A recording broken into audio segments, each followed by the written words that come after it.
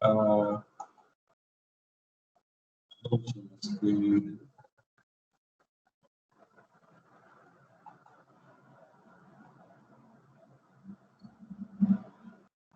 yeah.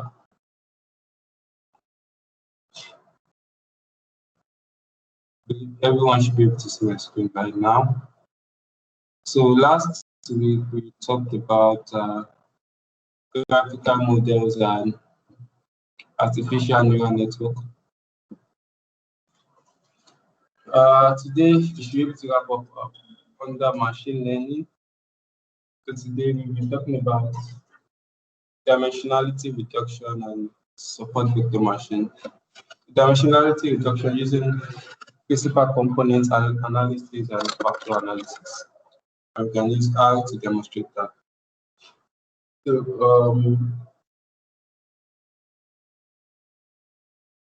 So let's just get started.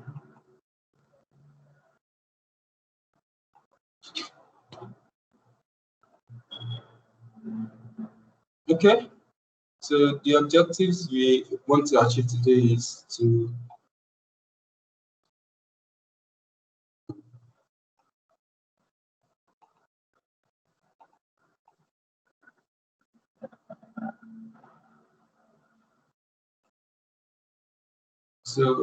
first of all, I want to do something. Sorry.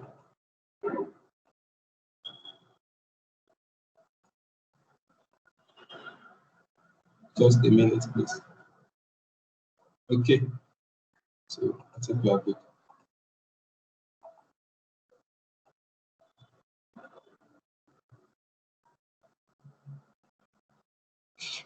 So, as we wait for others to join, just give like maybe 2 minutes for others to join, so we can proceed with the class.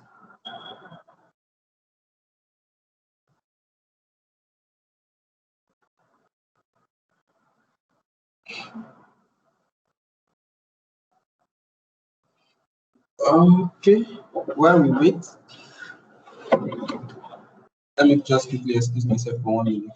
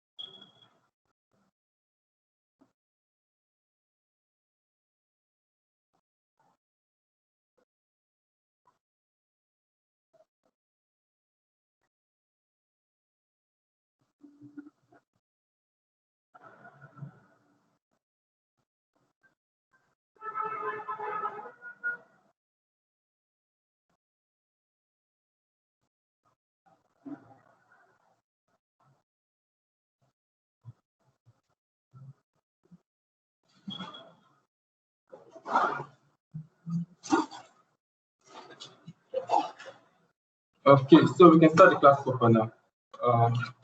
Good morning, everyone, once again. Like I said in your last week, we talked about graphical models, Bayesian networks, and the artificial neural networks. So today we should be able to wrap up with module 6 of this course, which is machine learning.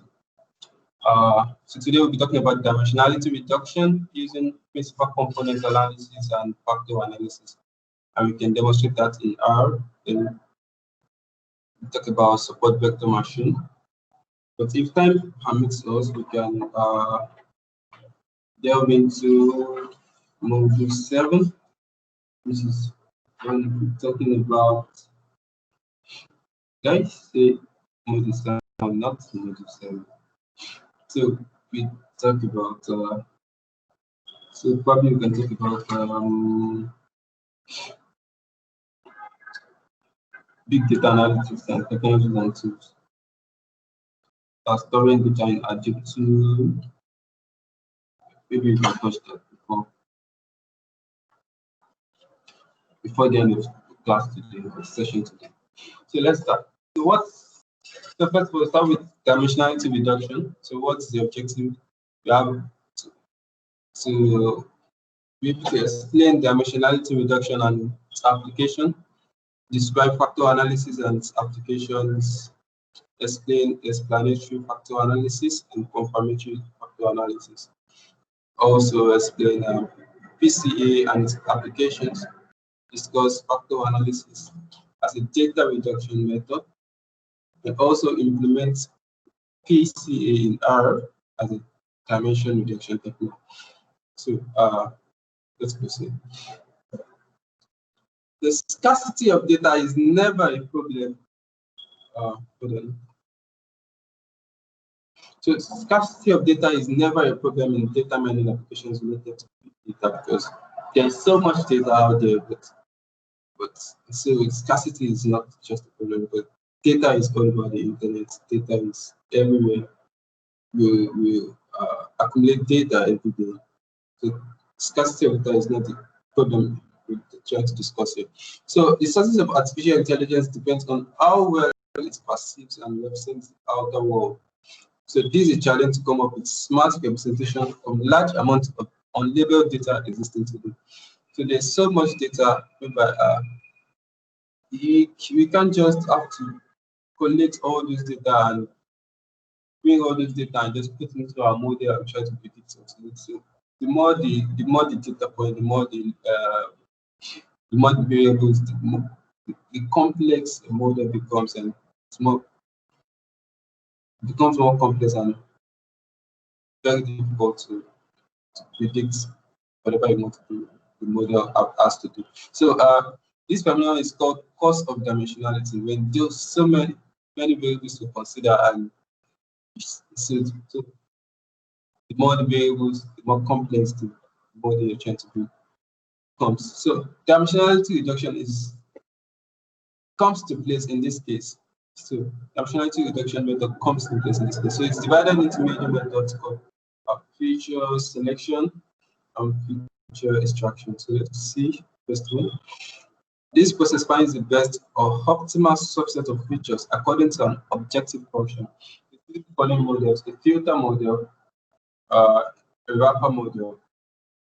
So the summary of this is that I have like 20 variables to consider for a model. So let's see it as if I were to build a regression model that has like, and I have like 10 variables. These 10 variables I'm considering now, I don't really know whether it's going to help in the accuracy of the model, but you can tell. So out of the 10 variables, it might just be 4 variables we'll be able to explain a dependent variable y for to get a better model. So in the case whereby out of the 10 variables, it's just 4 that explains the model, then you are able to reduce the dimension from 10 to 4. So you call that kind of feature selection, and you are able to filter out of the 10 variables and get 4 out of them to that explains the model. So feature extraction, this process is used to map the original high-dimensional data into a lower dimensional space. It can transform the data in a linear way, as in PCA, or in a non-linear way. Now, the logic beyond here is that so it's just like you have data points in high dimensional space. Let's say it's RP. So where P is an integer. So you have data points in the P dimensional space. So I can say N dimensional space. Now, are we able to project this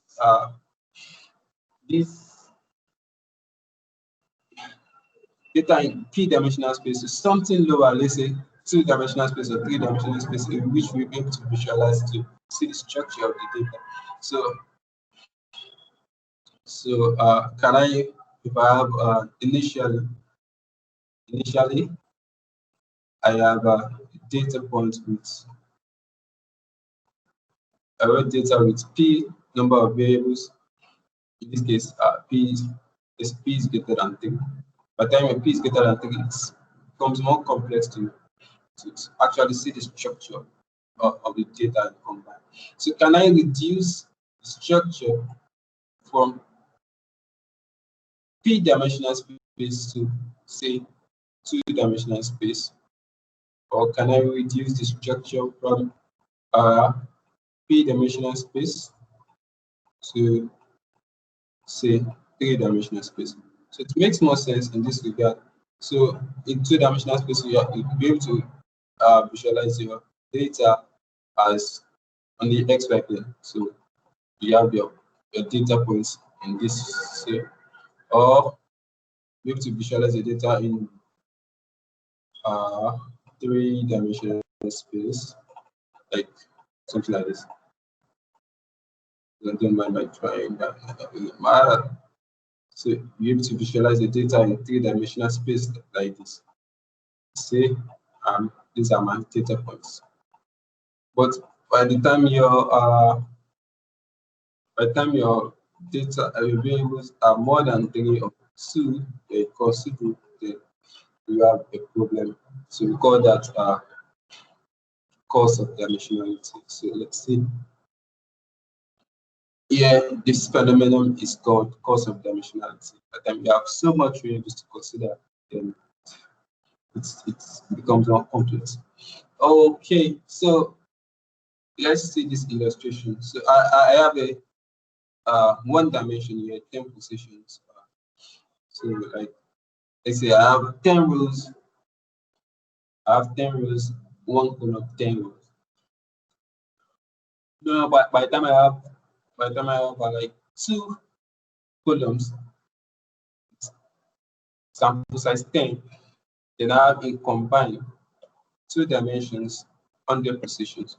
So by the time I have like extend it to 3 columns, then I have 3 dimensions, 10,000 positions. So it's becoming more complex.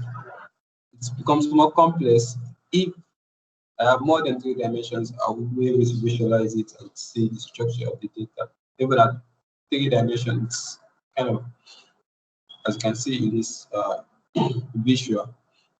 So dimensionality reduction helps you to reduce the dimension of your data sets. To manage it, you can manage it and take things that matter and reduce noise in your model. So application of dimensionality reduction, we have different applications like customer relationship management, document classification, face recognition, handwritten digits recognition, gene expression, microarray data analysis, and so many. You should be able to talk about a little of this as we proceed. So in the next slide, we have document classification. So what's our objective? What's our aim here? So to classify unlabeled documents from the internet, such as web pages and email, into digital libraries. So the challenge: these documents are enormous and complex. Each unique term represents a feature in the original feature space. There are thousands of unique terms for even a model size exploration. So you have different kind of documents, images, pictures in Word. So how can I classify all this? Say to sports, to music, and a lot more. So in that case, I'll be able to reduce the dimension of the data I have on the web into different set of collection. Just like you have with the phone with a playlist. With the music, you just download music, and by the time you'll be able to segregate them into, let's say, genre, or to maybe hip hop, rap, then it kind of make you to be able to manage your music collection. So if I'm looking for rap, I'll just go to rap playlist or see the list of rap. If I'm looking for hip hop, then go to hip hop, see the list of hip hop. In that case, I'll be able to reduce the dimensionality of my data, which gives me to manage like the database and for easy access. So solution is to apply dimensionality reduction, which enables reduction of feature space without compromising categorization accuracy. Okay. Also, gene expression microarray analysis. So what's the aim? To simultaneously measure the expression levels of thousands of genes in a single experiment. So the challenge, there are thousands of genes and the sample size is usually small because so the solution is to apply dimensionality reduction algorithm in this high dimensional data, select the best subset of data and increase the accuracy of query. I think done justice to this compared to what we have in the last slide. So it's just having to make things easy for yourself to reduce the complexity of data. So that's the essence. So also face recognition to develop a model to distinguish a particular face from the rest of sample images available. So what's the challenge? It's complicated to recognize a face from the high dimensional data. As the number of images in the dataset increases, the complexity of representing dataset increases. So analysis with a large number of variables generally consumes a large amount of computational power. So you can have if you want to do a face recognition model, you feed the model with a lot of data, trace, learns from it, but then the complexity of the data might make the computation and the processing of the data very, very ambiguous and unnecessarily time consuming. So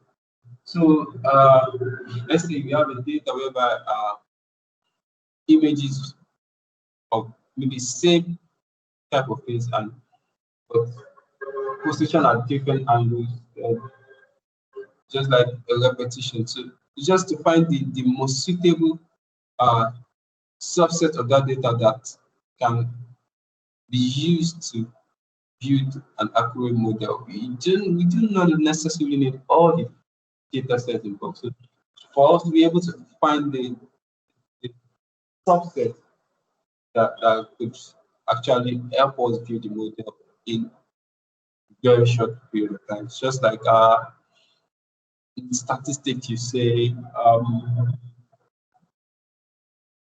trying to find the sample that best represents the total population. So you can see dimensionality reduction in that aspect. So sometimes it's very difficult to have the whole population. It's very difficult so it just if you can get a sample that is a proper representative of the population, then you can generalize. So that's the case. Okay. So there's a knowledge check. What is the difference between a filtered data and a reduced dimensional data? So this is the difference. So this is the difference. I have this. So let me think of something I can use to explain this. So I have arrow. Okay, I don't want to use that. So I have, let's say, 10 variables: v1, v2, v3, v4, v5. Let's say so up to v10. So I have like 10 variables here. Now let's go back to our question. Filtered data and reduced dimensional data. So here, if we might say for the particular case we are considering, it's just maybe V1, V2, V3, it's a V5 and V10. That makes sense out of the whole data set. Then you can just filter this 4 out. Then I have a proper subset that explains everything here. So that's good. That I will just take a subset of it that proper explains everything here. So in linear algebra, you have something like what we call linear independent vectors. So let's say I have a vector, I have a matrix, a set of vectors, say 1, 2, 3, 3. So let's say I have 1, 0, 1. Then say I have 0, 2, 2. Now, in linear algebra, I'll say the dimension of this is so you have the vector in 3-dimensional space. So I can try to reduce this guy. If you look at these 3 row vectors, you will see that these 2, say row 1 and row 2,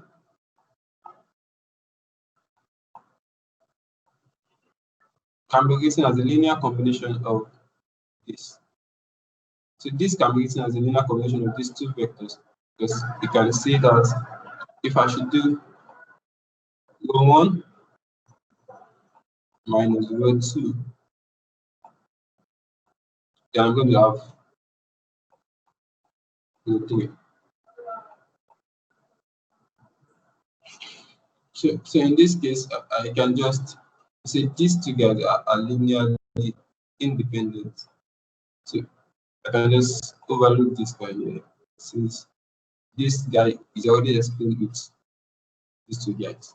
So let's look at dimensionality reduction in that point of view. So this is filtered data. So reduced dimensional data. So reduced dimensional data is okay. Say for example,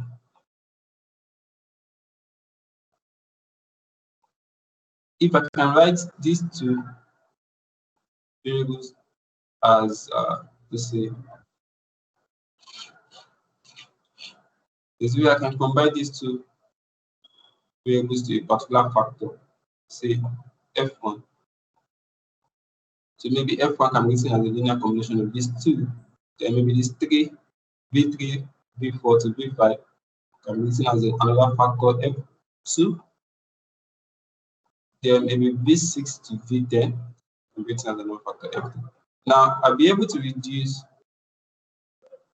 this set to just 3 sets. I'll be able to reduce this to just 3 factors. So this is called reduced dimensional data. So for example, I want to do a survey, then I issued 500 questions. A questionnaire that includes 500 questions, but maybe some of the questions is used to test trust, and part of the question is to trust honesty.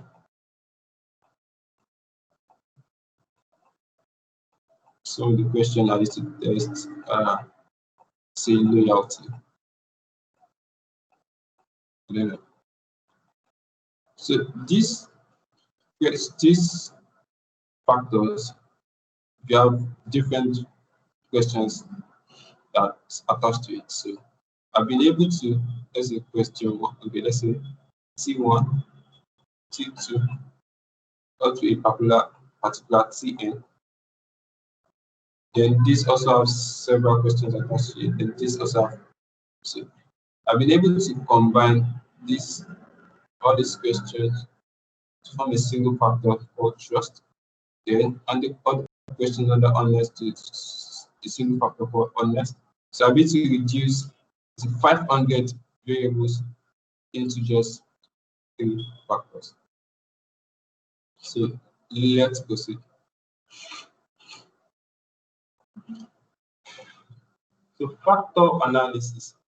So factor analysis is a statistical method that represents the observations in 2 or 3 dimensions without compromising the accuracy. So I think if you been able to this explained in the illustration. It also identifies the relations among variables as well as the variables clearly classifies the observations. So factor analysis based on linear algebra. It is very useful for clustering and pattern recognition, and therefore it's useful to reduce the dimension of the problem. So when I say it's very useful for clustering, because it's just the idea of clustering that has been used here, because you have different variables. So just like I'm trying to so let me go back to that. Just try to this I can say this is a cluster, then this is a cluster, then the last set, which is this another cluster. So maybe say this cluster 1, cluster 2. So it's just a basic logic. So example, suppose that there are 2 kinds of skills: physical ability and mental intelligence. Since none of them are directly observed, factor analysis can be used to prove this theory. Because you can't actually use physical ability to judge mental intelligence. Some tests are conducted to have the examination scores of 1,000 students from 10 different physical tests and regular exams. So for a final student for this large population, these are 10 scores are random variables. So you have, let's say, random variable V1, V2 to V10, which are test scores for particular student. So in this case, you'll be able to tell maybe you cannot say the mental intelligence of the particular student is, say, let's say you are considering verbal skills and mathematical example. So for a student, the students differ from each other. So you can't judge, you can't say because a particular student is brilliant in mathematics and brilliant in verbal reasoning. So the level of it. So a student can be very, very brilliant in comes to mathematics, but it's kind of different in verbal reasoning. But so then what we call factor loading is going to come into play. It calculate the mental intelligence of the person. So more factor will be considered for the level of intelligence when it comes to mathematics, because it's not person is for more consistent in that aspect. So you can't generalize. It's something you can generalize. So to be able to solve this problem, you have what we call factor loading. So you attach factor loading to say verbal reasoning and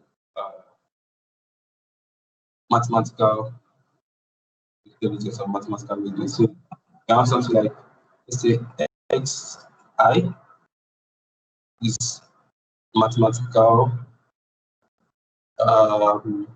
reasoning, then let's say xg is the verbal reasoning. So you can say the mental intelligence is say LIXI, it will be LIXI plus LJXJ. So in this case, LI is the factorial associated with mathematical intelligence, and LJ is factorial associated with verbal reasoning.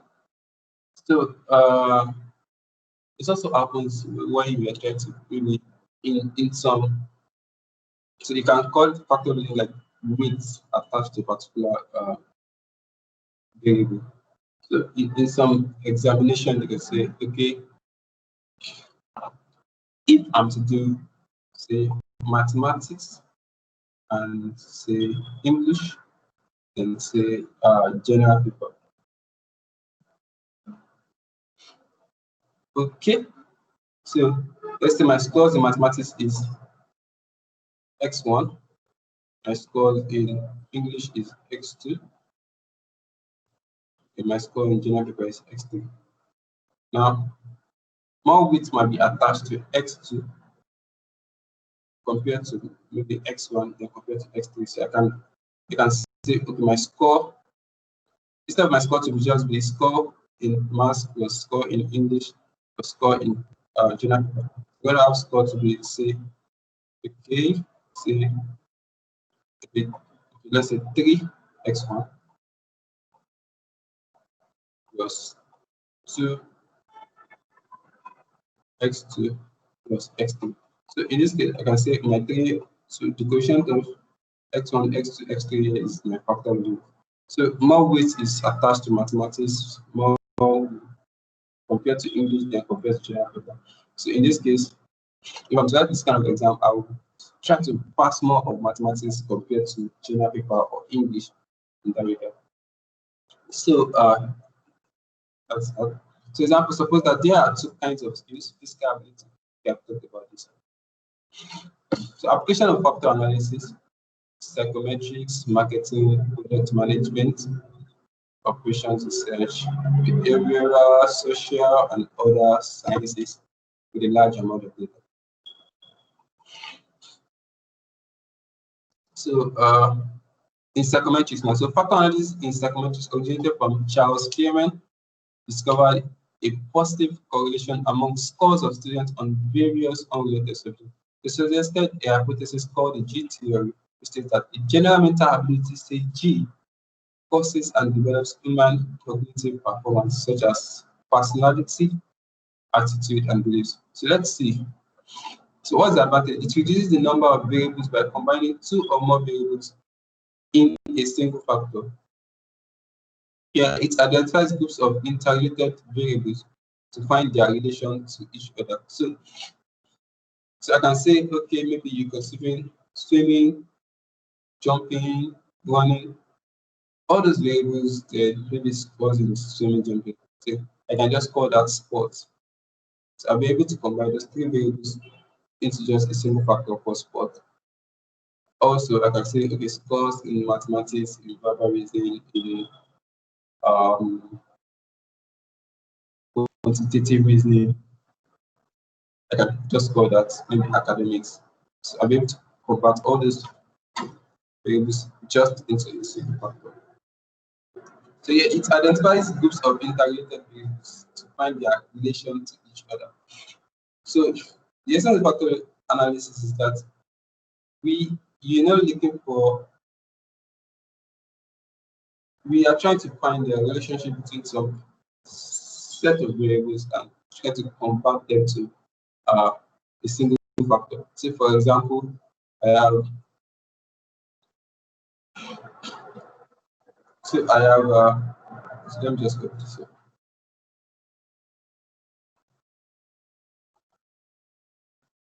Say I have this.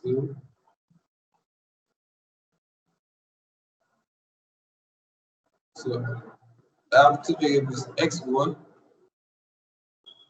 and variable x2.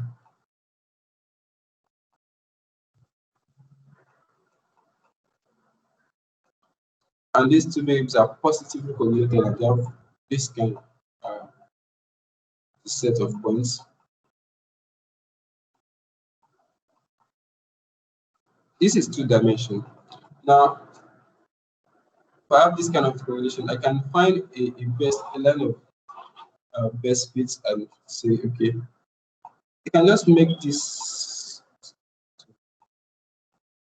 You can just make this convert these two variables to find the line of best fit. Then I'll be able to convert this to maybe just a single factor. So I'm going to have a straight line. So there are various between set of points that are not on the line.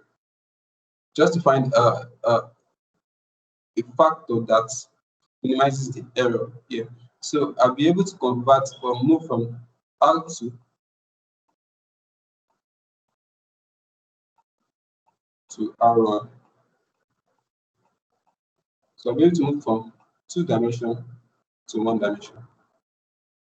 So disadvantages: standard factor analysis produces equally valid rotations which represent different fundamental processes. Therefore, it is difficult to choose a rotation by just factor analysis. So good factor analysis needs strong data, but some fields like psychology often use self-assessment inputs by researchers, which may not be very valid. So that's part side of it. Okay, I think still procedure. Factors analysis in marketing enables evaluation of relation between changes in marketing points to changes in the sales product. To measure the effect of factor analysis on the sales, we need to change only one marketing variable at a time. So, first of all, let me clear the air about what factor analysis is all about. So, if I have say 5 variables or say 6 variables, say 7 variables, so let's say I have variable B1, variable B2, variable B3, say up to variable B6. Now, if you are doing a factor analysis, you are going to assume that there's some kind of relationship between all these set of variables. So if there are no relationship between all these set of variables, then there's no point doing factor analysis in the first place, because then these set of variables are already factors. So if there are kind of relationship between this set of variables, then you should be able to write at least 2 or 3 as a linear combination of each other, then to have factors. So in this case, if I'm able to convert, say, B1 to B3 to factor 1, and say B4 to B6 to factor 2. So what I'm trying to say is that I've been able to find a relationship between these 3 variables to convert to factor 1. So maybe I was able to write it as a linear combination of these 3 variables to have a single factor. So that's in the mathematical sense of it. And also these 3 to have a single factor. So in this case, at this junction, it means that these 2 variables are not related. There's no relationship between this and this, because that's the essence of factor analysis. So the factors I'm going to get is they're not going to have the kind of relationship between each other. So advantages is can use both objective and subjective attributes, but subjective attributes need to be converted into scores. So it's able to recognize latent dimensions which you cannot identify through direct analysis. It's also simple and cost effective. But let's see the disadvantages. Factor analysis is as useful as the ability of the market to collect sufficient product attributes. So if the session misses some key attributes, the factor analysis fails. So if observed variables are very similar to each other, then factor analysis assigned a single factor to them. So as I've said earlier, so in this case, if these three variables, they have interrelated, then I'll just going to assign just a single factor to them. So I'll be able to find a relationship between them. So there is also a possibility of strong correlation among the similar attributes, which impacts the value of factor analysis. So what this is trying to say in essence is that sometimes having to group three or two variables into a single factor might not necessarily mean that we are really making sense. Because, so let's say I have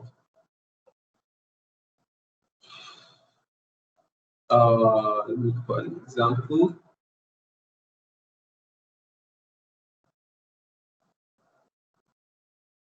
Let's say let's say x1 is the measure of rainfall, for example, and x2 is the sales of umbrella in a particular location. Now, the higher the rain, the level of rain, then the higher the sales of umbrella is going to likely to become. So it's kind of makes sense in this case. But let's say I have another variable, say x. So it does make sense to convert x1 to x2 maybe to a single factor. But let's say I have x3 here to be, say, let me say,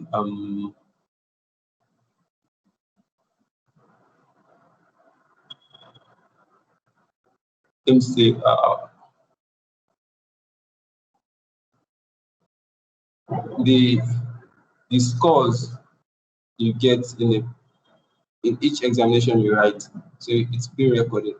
Yeah, it's part of the data. Just making an exception here. So suppose this x3 and this x2 kind of have a kind of relationship, maybe something like this too. Then factor analysis will be tempted to convert this sort of these two variables to a single factor, which doesn't make a lot of sense. So that's what this is talking about. So there is also a possibility of strong correlation among these similar attributes, because x3 and x2 here, they are dissimilar, but if there is a strong correlation, then it's going to impact the value of our factor analysis. So what are the steps to perform factor analysis in marketing? Steps are to identify the attributes that consumers use to evaluate products in a category. So it might be color, maybe weight, the price.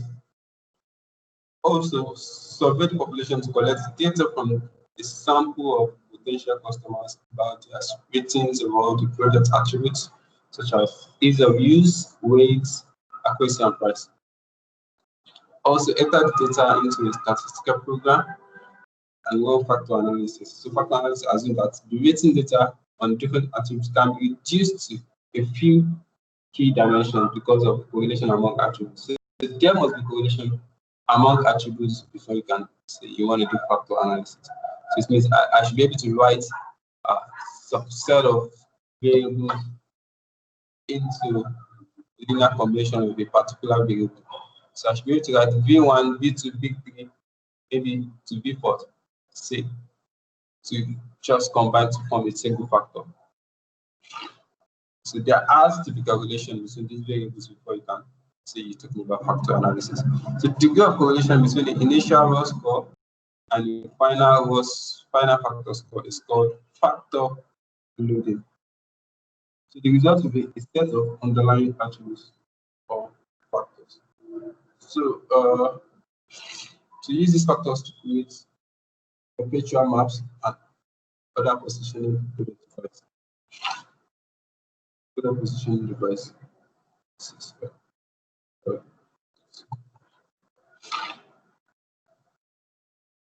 Okay, so we have two methods of factor analysis. We have the explanatory or exploratory factor analysis, then the confirmatory factor analysis. So it's for EFA, we have a descriptive method designed to identify complex interrelationship among observed variables and classified variables that share the same attributes.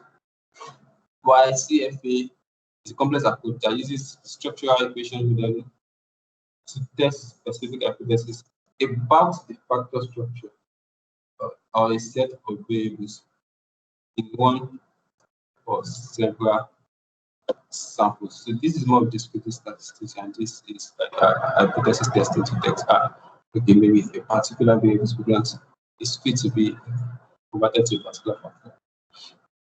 So let's look at the differences. So EFA allows you to decide the number of factors by examining outputs from a principal component analysis. It also allows all items to load on all factors. It uses only one estimator, which is maximum likelihood to estimate factor. But CFA allows us to specify the number of factors a priori. So you're going to test, okay, whether the case is true or not, then you can reject or accept the null hypothesis. So CFA also provides a fit of the hypothesized structure to the observable data. So it enables to specify correlated measurement errors, constraint loadings, or factor correlations to be equal to one another. Enables you to perform statistical comparisons,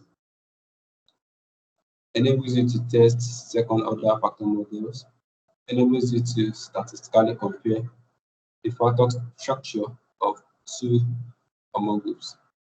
So it doesn't like doing a comparison, then state your null hypothesis, then come to a conclusion that okay, this makes a lot of sense or not.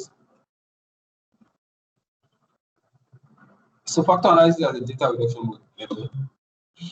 Consider that we have a survey that has the following questions. How satisfied are you with your work?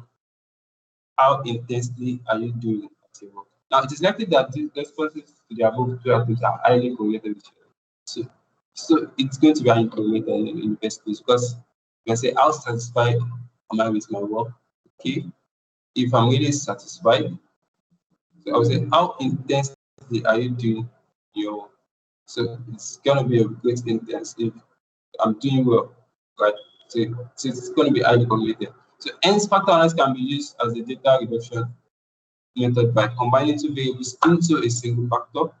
Generalize the case of multiple variables and extracting multiple orthogonal factors. So when I mean multiple orthogonal factors, I mean independent, independent of each other.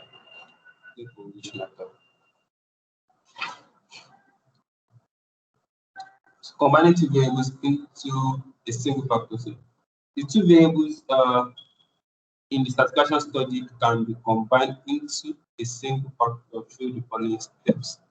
Is a scatter plot to plot the correlation between the two variables. Fit a regression line to represent the best summary of the linear relationship between variables. I think I had that explained. Before. To find variable that approximates the regression line in the plot, use the subject single. So in this case, the variable that approximates the regression line in the plot is going to be the factor here. So use the subject single scores on the new factor to represent the essence of the two items. Okay, that comes to the end of our first time. So let's see. Generalizing the case of multiple variables. So a 3D scatter plot are plotted for three variables as shown here. This is three variables. So we have work, we have work 1, work 2. So let me show something before we proceed. So if I have some columns measured against each other, so let's say I have this table. So let's say I have this table. Then so I have 1, 2, 3, 4, say 5, then 6. So I'll call this maybe work 1. Work 1, work 2, work 3. These are questions. Work, let's say work, let's say this is 1, 2, and 3. Now, in this case, so I want to measure the correlation between this and itself. So I'll take another step further. 1, 2, 3, 4, 5, 6. So this is W1 also, W2, W3. Sorry, reminder. Let's say 1, 2, and 3. So these are questions. Now these are questions that are related to your work, maybe your work life, and this is related to your home life. Now, correlation with your work life, there will be a very strong correlation between work life, and there will be strong correlation between home life. But correlation between work life and home life will be relatively low. So like I have this is going to be 1, 1, 1, 1, because I'm correlating with each other here. So 1, 1. So let's say this is going to be 0.7 because it's work and work. Let's say this is 0.8. This is also going to be 0.7. Obviously, let's say this is 0.85. So this is going to be 0.8. So this is going to be 0.85. Yeah, 0.85. So let's say home and home now, they are going to be correlated, very correlated. So say this is 0.8, this is 0.75, 0.8, 0.75. So this is 0.7. Is going to be 0.72. Yeah. So, but these spaces, their correlation will be very low.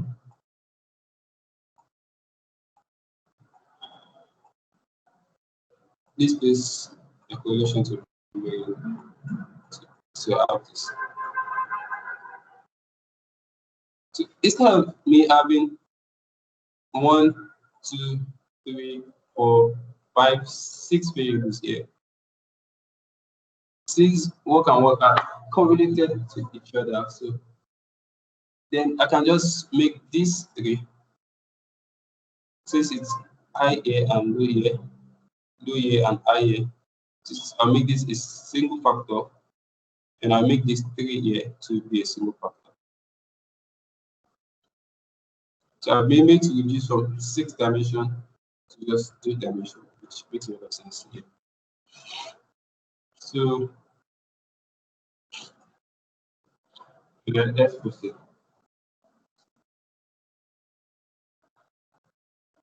Extracting multiple orthogonal factors. So once the line on which the variance is maximum is identified. There remains some variability along this line. Yes, but the aim is to reduce like the error term as small as possible. So in PC, after extraction of the first factor, the process continues and defines another line that maximizes the remaining variability. This way, consecutive factors are extracted. So we have factors extracted out of these various variables. It can be 1,000 variables, 100 variables. Then we just have to maybe extract like 10 factors out of it. So those 10 factors are already explained more of like becoming 90% of all data points, the whole variables. Instead of me considering 100 variables, then I can consider just 10 factors to represent 100 variables, which makes a lot of sense. So as extract consecutive factors are extracted, they account for less and less variability. So as I extract, the first factor actually takes more of the variance. So it's first of all matches more of the data points together. So let's say let me erase this. So let me say I have something. I don't know how to just do this.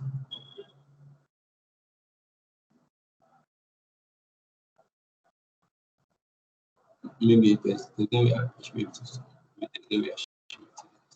let's say I have different data points like this. Just 220. This can be p-dimensional space. So I'm not able to visualize. It's difficult to visualize when the space is greater than say 3. So let's say just have so many data points with so many dimensions. Say 100 dimensions. Then the first line I'm going to consider the first fact I'm going to consider this. Sorry, let's say this. Yeah, which is the first factor. The first factor here is going to have it's going to match up majority of data points. So it's going to have the highest variance. Then the next factors I'll be considering takes the next matches the next data points, like the variance keep reducing until I'll be able to find several factors that can catch up all the data points. It's just a minimal error here. So that's what we're talking about here. Extract consecutive factors as extracted. They account for less and less variability. So as I pick up factors, variability keep reducing. So the decision when to stop extracting factors depends on when there is only minor random variability left. So criteria for determining the number of factors. So after computing the measure of how much variance each successive factor extracts, the number of factors can be estimated using comprehensibility, DASCA criteria, split text. So this is after considering your factors, then there's some criteria you may be able to consider that okay, which factor should I pick that maybe that best explains the data. So we have comprehensibility, which is like traditional. So this subjective criteria, which contains those factors whose meaning can be comprehended. So many researchers do not recommend this criteria to determine the number of factors. So I can just look at the data and just like think these two makes a lot of sense. So if it does make meaning to me, then I consider that as those factors are not the factors I would like to use. But the next one you have is Kaiser criterion. Now this criterion drops all components with eigenvalues less than 1. So the Kaiser criterion retains all those factors that extract at least as much as the equivalent of one variable. So the Kaiser criterion is the default in most DASCA software, but is not recommended when used as the only cut-off criterion for estimating the number of factors. This is because it sometimes retains too many factors. So if I have a factor, that has so this excludes factors that are less than 1. So if I have factor 1, so factor 1, factor 2, factor 3, say up to, let's say factor p. So we have eigenvalues for children. So let's say v1, v2, v3, up to vn. Now, in Kaiser criterion, I tend to drop the ones that are less than 1. Their eigenvalues are less than 1. So what do I do like that? So after you completed your factor analysis and you find this. So if a particular eigenvalue of the particular factor is less than 1, it means it doesn't even explain up to a particular variable. So I will consider it's not useful. So if a particular factor, so say v1 has like eigenvalue of like, let's say 2.61. So you're saying that this guy explains approximately like 3 variables, not up to 3. So I can say consider to keep this guy as the factor I'll consider. Then if this answer has maybe more, greater than 1 or maybe close to 1, I can consider it. But anyone that is less than 1, I'll remove it because it doesn't really help me that much because it doesn't really explain up to a single variable. So that's the essence of using the Kaiser criterion. So the next slide, we have the screen test.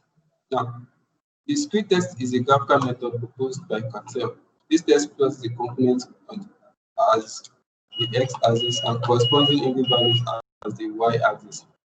Now, as you move to the right towards data components, the eigenvalue drops when the drop stops and the curve makes an angle towards less steep decline. Then Cartel's screen test states to drop all further components after the one starting the elbow. So what this one is saying in the sense that okay, after I've had the factors and the eigenvalues attached to each factors, then I'm going to draw a graph representation of this. So our my eigenvalues at the y-axis, my factors at the x-axis. So let me use this. So I'm going to plot. So consider the first factor usually covers as much points as possible. So it's as higher variance. So it's try to capture as much data points as possible. So it's the highest. So you're going to have V1. Let's say, sorry, let me use this. Let's say F1 V1 is around this place. Maybe F1 V2, F2 V2 is around this. F3 V3. Then as you move down, the key value decreases.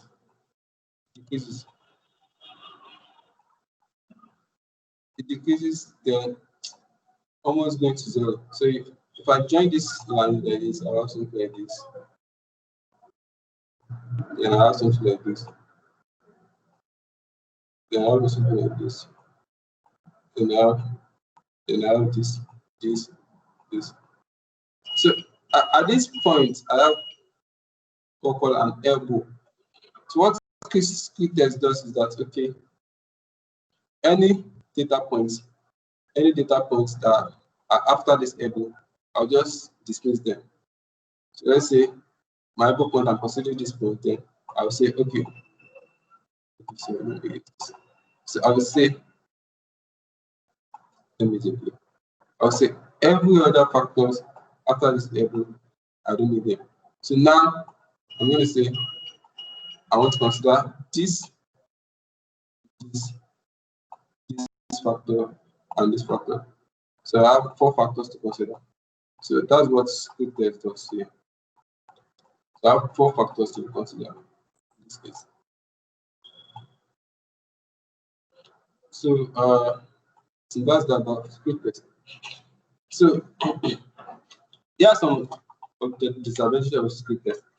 Sometimes it contains too few factors and it is susceptible to researcher controlled flooding. It can be suggested to pick the elbow because the curve has multiple elbows or is a smooth curve. So sometimes, yes, if you have a smooth curve, then sometimes it will be difficult to choose where the elbow is. So let's say also maybe something smooth like this. I don't know what I should do with this. So I don't know. So maybe I can say, okay, I want to put my elbow here. So people might pick their elbow here or here. It's very difficult to pick an elbow in this point. Or I have like, or I have different elbows. Let's say I have something like this. This kind of elbow. Then will I say my elbow is this place? Or I don't know. Or will I say this place? So sometimes it's very difficult to choose. So that's the disadvantage of a split test. So it can even contains too few factors. So perhaps this kind of graph representation, for example, let me erase this, and I have after I've plotted the factors with the that corresponding eigenvalues, then suppose I have this kind of graph. So okay, so this is factor 1, so this is factor 2. So I have something like this. Yeah, since I have something like this.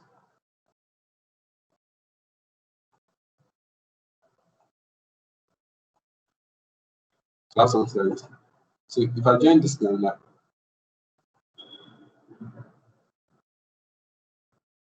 I have something like this. This, this, this, this. I have like 1, 2, 3, 4, 5, 6, 7, 8, 9 factors here. Now because split test, I have to drop those like after the every point. In this case, I'll be tempted to like drop this whole 7 and say these 2 are my factors. Then this is my a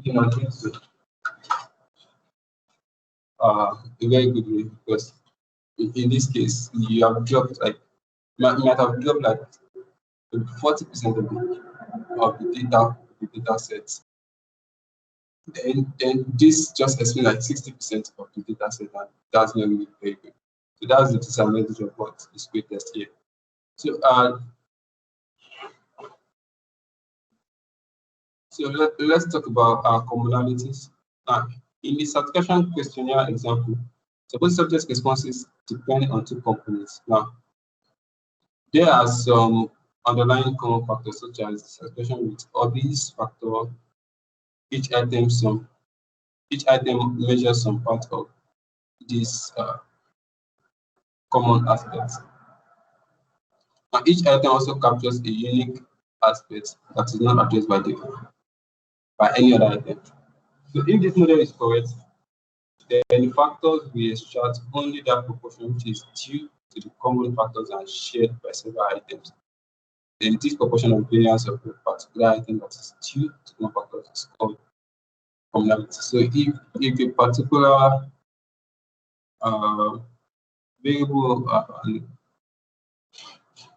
you are considering 2 factors and 2 variables, for example, and there's a third variable that shares what we call maybe as you can see here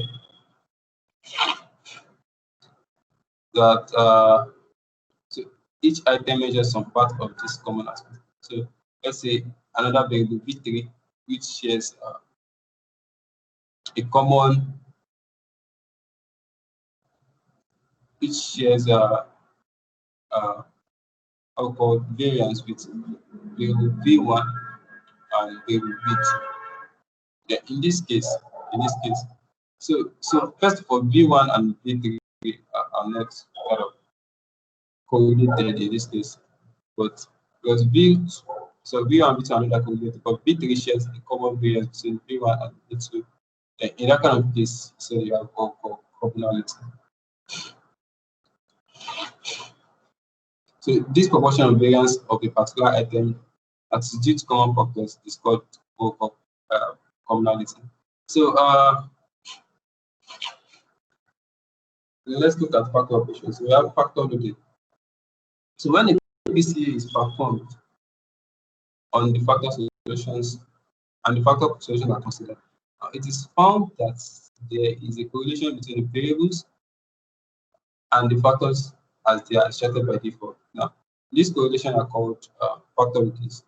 As I said earlier, we can talk about factor analysis, then the variables that you're considering as related in some way. So now let's talk about rotating the factor structure. Now the factor looking calculated can be plotted using a scatter plot. Now in this plot, each variable is represented as a point. The axis can be rotated in any direction without changing the relative location of the point to each other. However, the actual coordinates of the points, that is, the factor coordinates, will change. So, maybe for example, I have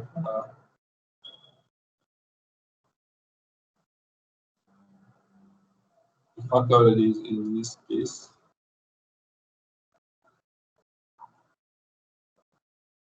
I have this.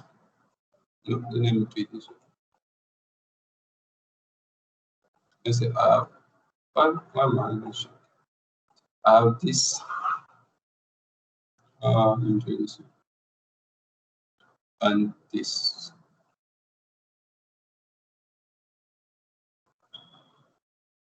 I have this. This is my part. I have my factor loadings.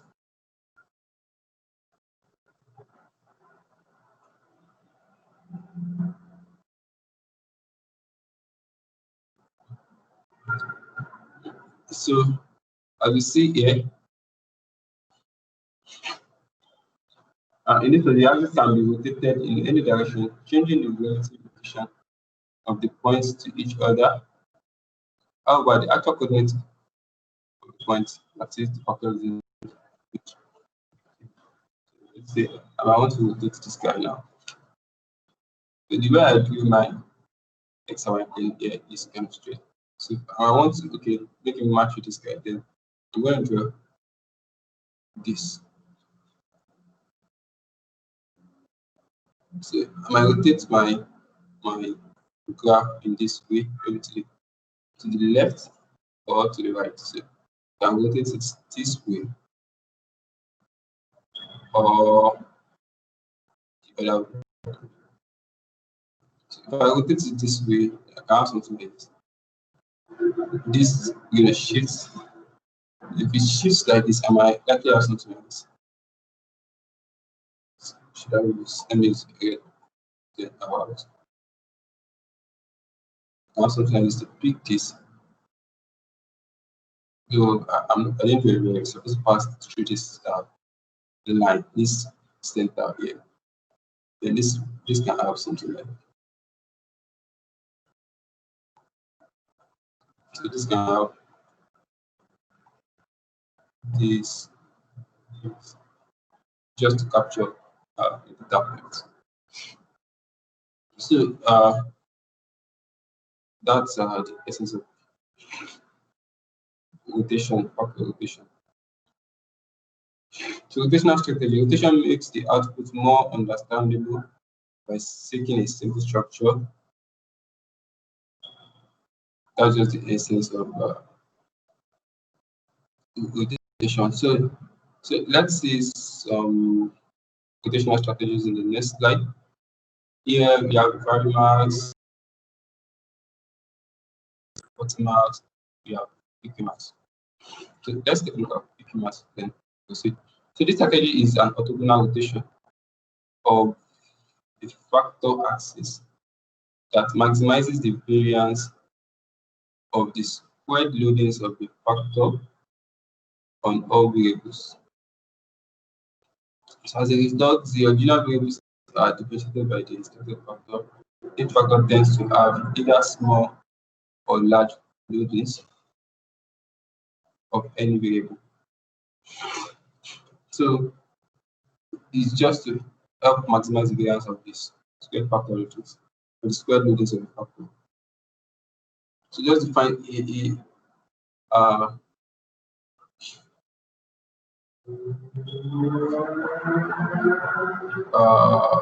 say, as you can see here, just define the line that best explains data points.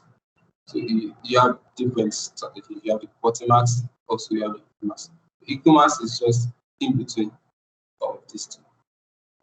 So this one is like the opposite of this. This is an alternative orthogonal strategy that minimizes the number of factors to explain each variable. So you can read more on rotational strategies. Also on hierarchical factor analysis.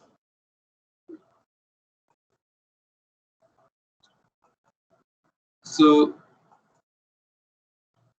let's talk about the principal component analysis. So PCA is a very popular technique for dimensionality reduction. So let's say given a set of data of n dimensions. So what PCA does is aims to find a linear subspace of dimension t lower than n, still data reduction, so that the data points lie mainly on this linear subspace. So it's just moving from another dimension to relatively lower dimension. So let's say moving, in this case, moving from RD, moving from Rn to RD, where D dimension D is lower than N. So what is the significance of PCA? So when P variables is describing N individuals, you have P variables, you have sample sizes N for population or numerical. Each individual can be represented by a point in a P-dimensional space. So let's say P is 3, represented in R3 in a 3D format.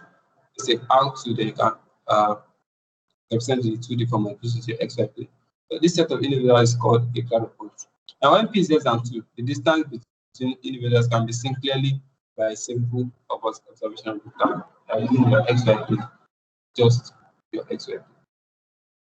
So we have P less than 2, you can have this. Now, if when P is close to 0, so it becomes difficult, you're going to have a 3-dimension, something like this. You can write it this way. You can have something like this. Yeah, it becomes more difficult in this case. You can project this to have like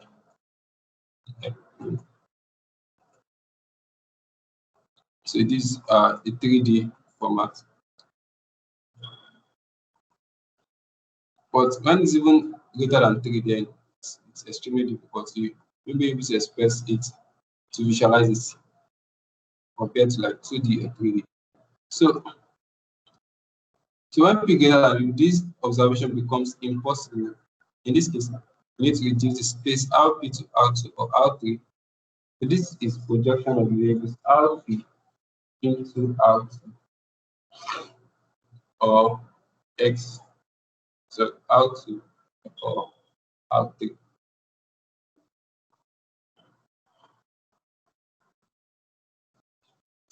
Characteristics of PCA, they are ordered according to the information we provide.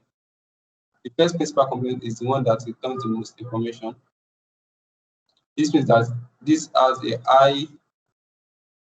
as high a variance as possible. So each succeeding component in turn has the highest variance possible under the constraint that is orthogonal uncorrelated with the preceding component. So we have the first PCA, the second one, the variance it won't be as much as the first. The first has the highest variance as possible. So the second has the next highest, but not correlated to the first. So like your PC is just like your factors, they are uncorrelated. So the share of the information provided by each principal component is known. There are criteria of deciding how many principal components should be retained, just like factor analysis. So the principal components are independent vectors. This means those variables are not linearly correlated with each other at all. So this is strictly inequality, is a strict inequality, M less than P.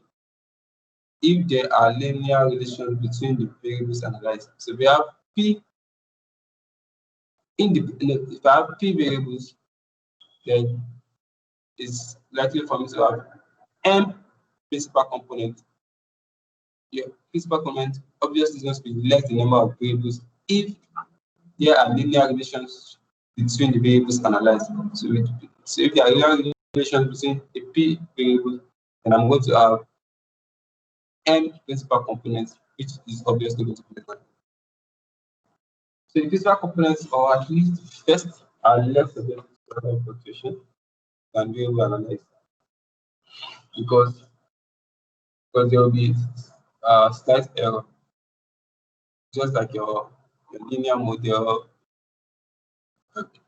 the linear regression model, which is y equals to a plus bx. You're going to have a little error now. So the minimum error then the better the accuracy of the model. So that applies here too. So the number of principal components is less than or equal to the number of original variables, as you already seen here.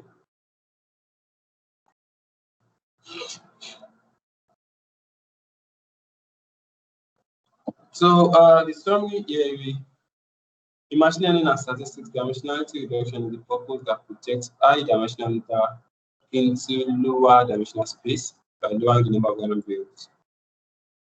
It helps you effectively visualize or project high dimensional data onto 2D or 3D, efficiently store and retrieve data, reduce the noise, and provide a positive effect on query accuracy. So you have dimensionality reduction to be divided into feature selection and feature extraction, as explained in the previous slide. These are the various applications. Then, so factor analysis is a statistical method that represents the observations in 2D or 3D without compromising their accuracy. It also refers to the statistical approach of determining the variation among the observed and interrelated variables by reducing the number of unobserved variables called factors. So factor loading is a correlation coefficient between variables rows and factors which are columns. They represent how the variables are weighted for each factor as well as the correlation between the variables and factors. So factor analysis aims to decrease the following number of variables and classify them. That is, The third is structure and relationship between variables. It can be applied in psychometrics, marketing, and product management. Proposition research, behavioral, social, and other sciences with large amount of data. So you have the exploratory factor analysis and confirmatory factor analysis. You have different reputational strategies from Barrymarks, Watermarks, and AQ marks. Then finally, PCA with rotation can be used to create groups of variables based on their correlation and is the foundation of dimensionality reduction. So the basis of factor analysis and principal component analysis is grouping correlated variables into a single variable. So let's have at the back of our mind that factor analysis assumes that the variables you are considering has some kind of relationship. So if there are no relationship, then there is no essence of doing factor analysis. So also, having to create factors out of those variables. So the factors represent just the relationship between certain set of variables. So if you have a set of variables, so factor analysis just helps you reduce the dimensionality of that set. So you have a set of n dimension, and it can have reduced to p dimension, where p is less than n. So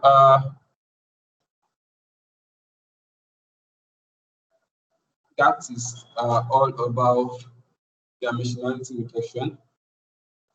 So it's at the end of the class, you should be able to go into the R environment and see what we can do there. So let's move to support vector machines. So start here. So what's the objective? Class for vector machines. Identify the application areas of support vector machines. Find the algorithm of support vector machines. Identify the different forms of support vector machines. Identify the different forms of the kernel function. Describe the training and testing models in support vector machines. Okay, so let's go to the next step.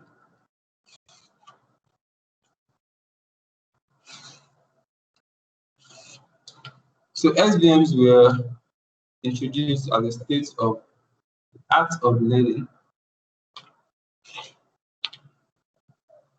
method used for classification and regression class. Now, the SVM generates parallel partitions by generating two parallel lines, each category of data in a high dimensional space, and uses almost all attributes. So it separates the space in a single path to the next flat and linear partitions. So it creates hyperplanes that have the maximum margin in the high dimensional space. The larger the margin, the lower the generalization error of the classifier. That is, if I'm able to separate these guys enough, then I think I'm making a whole lot of sense. It's just that, okay, if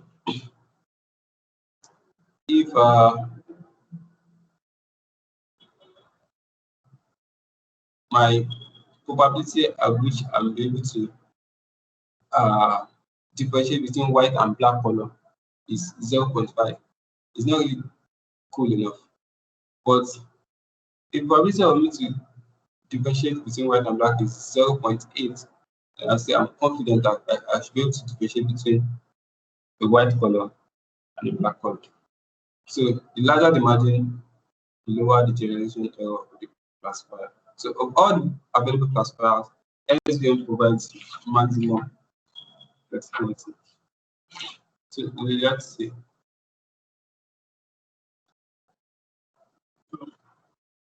What are the advantages of SVM and what are the disadvantages of XD? So, SVMs can model nonlinear phenomena by the choice of an appropriate kernel method. Kernel method is just the method used for separation, because the data can be linearly separated and can be non-linearly separated. So method of separation differs for different cases.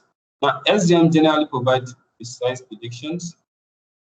SVMs determine the optimal hyperplane by the nearest points, which are called support vectors only and not by distant points. This enhances the robustness of the model. Now, what are the disadvantages here? The models are opaque. Although you can explain them with a decision tree, there is a risk of loss of precision. You might not necessarily be able to explain what the model is doing. So SVMs are very sensitive to the choice of the kernel parameters. So difficulty in choosing the correct kernel parameters may compel you to test many possible values. So depending on the kernel you choose, depending on the kind of results you get. So you might have to maybe sometimes you don't know the right kernel to choose, so you might just be testing for using the different parameters or kernel parameters. So the computation time is sometimes lengthy also. So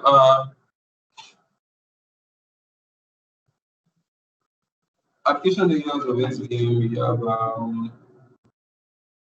face detection. We will be able to tell whether this is a face or not.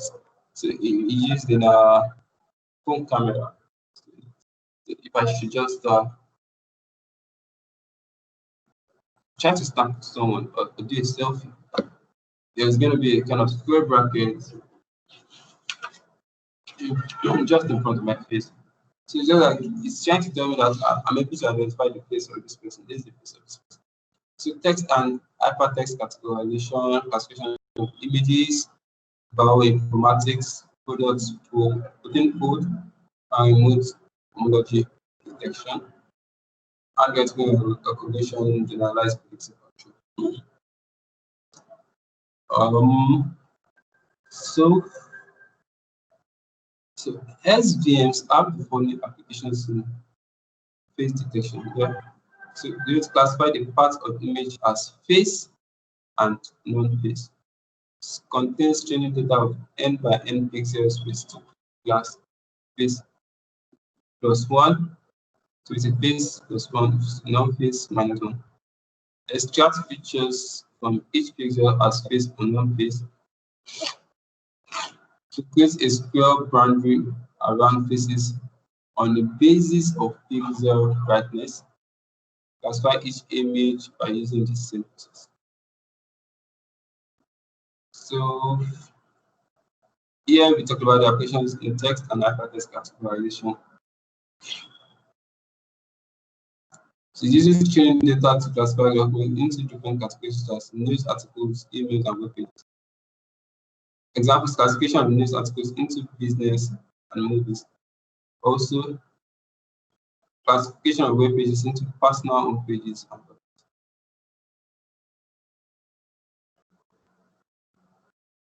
Let's look at application in terms of classification of images.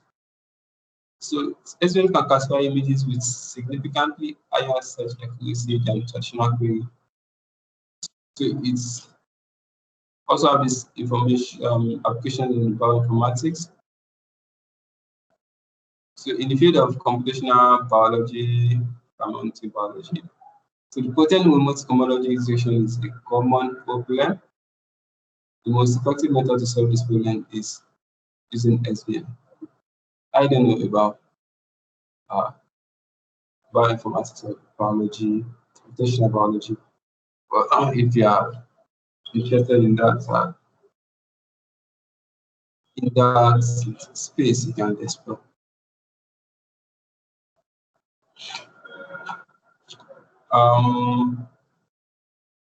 So let's look at SVMs as an application in handwriting recognition. So SVMs are used to recognize handwriting characters that can be used for data entry and validating signatures on documents like checks and power pattern. So in this case, so you have been able to train the data to identify specific images. Then if I should see, so let's say handwriting. So maybe, okay, maybe I've signed a lot of time, maybe I've signed a lot of time at the bank, then you just have to collect some samples, then SGM will learn from that and be able to tell, use that to validate my signature, for example. So if anyone chooses to sign, SGM could detect based on the training data that he has learned from to tell that, oh, this is my signature or not. So that's why some people has issues when it comes to signature in banks. They will just tell you, this is not identified. So the model is not identifying that signature as a signature. So because some people, the way they are going to write signature today is kind of a bit different the way they are going to write tomorrow. So by the time they come again to sign it, they are going to have issues with their signature. Also. You cannot identify this. It's not the cashier as doing that judgment there. So it's the model. It's like, no. This can be the signature. So SEM also have the following applications in geo and environmental sciences. It can be used for geospatial or spatial temporal environmental data analysis and modeling studies.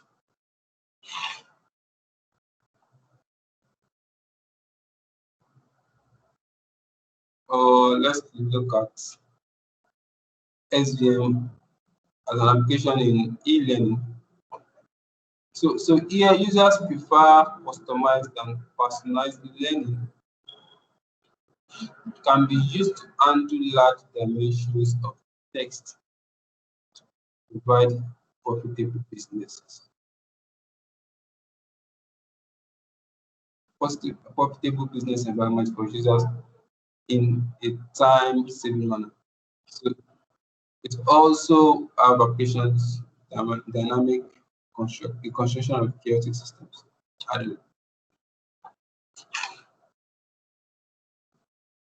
Um,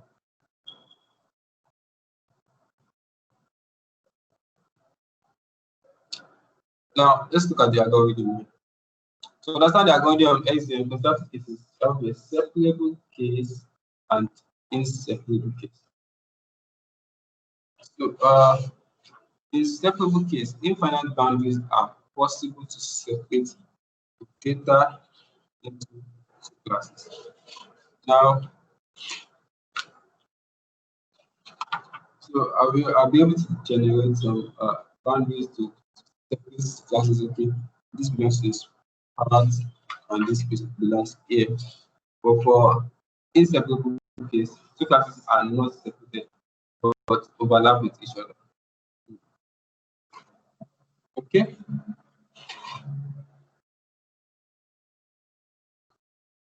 Um,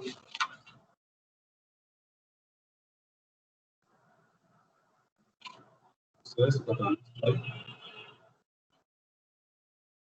So let's look at the separable case. In the separable case, infinite values are possible, and the boundary that gives the maximum distance to the nearest observation is called the optimal hyperplane.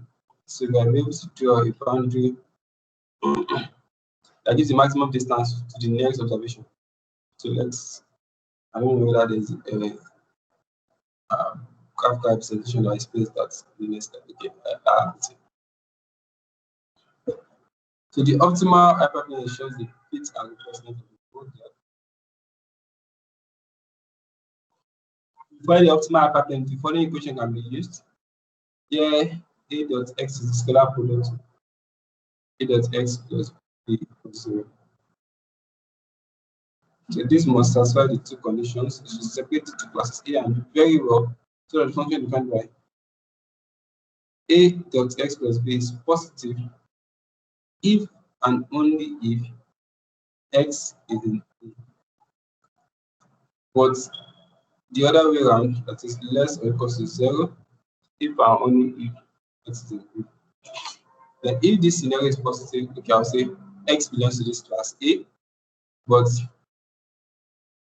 if it is negative or 0, then I'll say, okay, x does not belong to this class A, maybe it belongs to B. So as you can see here, we have a separator B1 and B2. But looking at B2 here, it doesn't, it's not, doesn't optimally separate class, this first class from this second class. Because if you look at B22 and B21, distance between them is not really much. But if you look at B1, now B12 and B11, look at the gap between them is large enough to separate the two classes. Even though this line still catches this particular point, but it doesn't really separate them very well, because if I'm using this particular case scenario for my model, then by the time I take in my model takes in another data point and it's kind of fall around this A region. Let me put this region. Let's say, okay, let's say it falls around this. Let's say it falls around this region, for example, this region per se. Now, this is going to, I don't really know how to explain what I'm talking about, but the point is that this really separates this class from this class compared to this because of the distance between the separator. The distance between the B1, this particular B1 and B11 is large enough to separate these two classes compared to these two. So that explains that. Okay, the following figure shows a graph depicting correct separation and optimal separation. This can be a correct separation. This is the optimal separation. We have the non-separable case. Now, if two classes are not perfectly separated, but they overlap, so a term measuring the classification error must be added to show the following two conditions.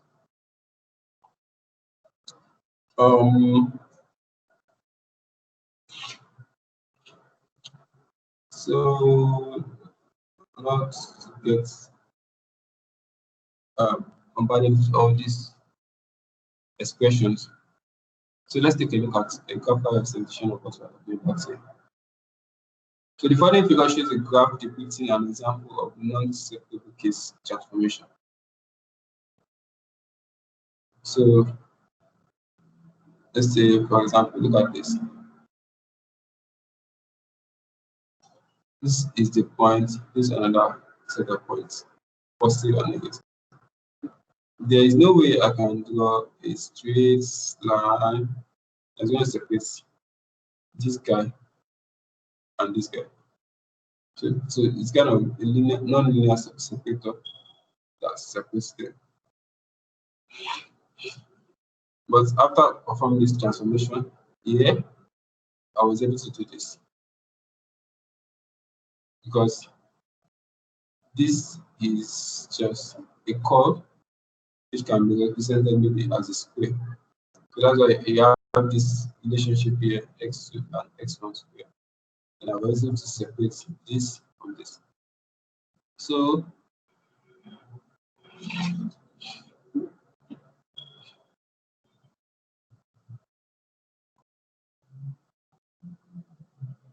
linear SVM now.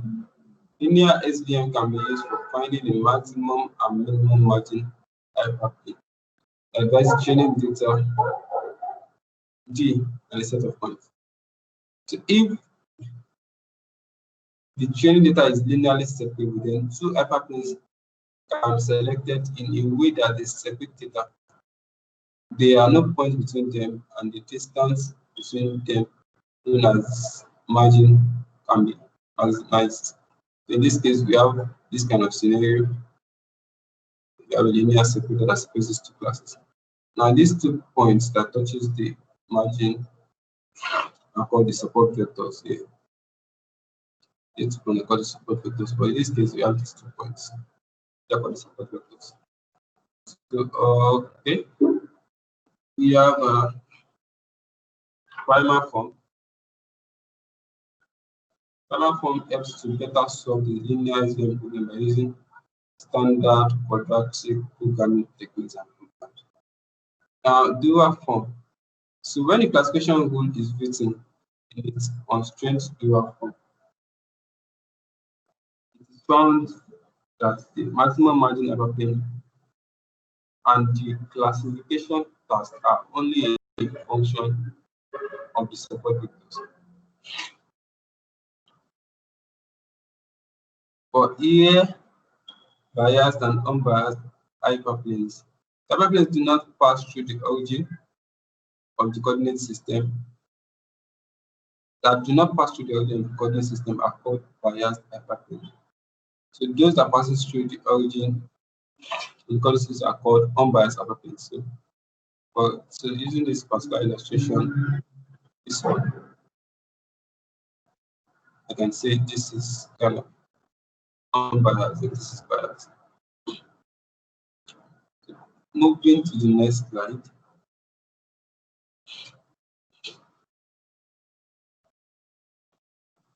Yeah.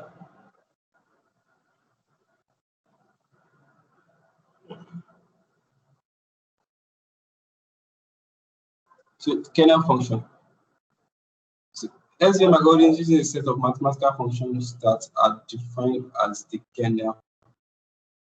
The function of kernel is to take the data as input and transform it into the required form. So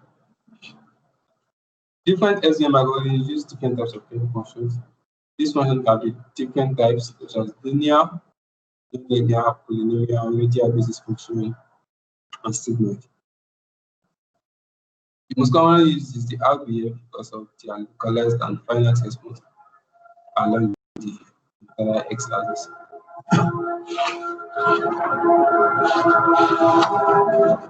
So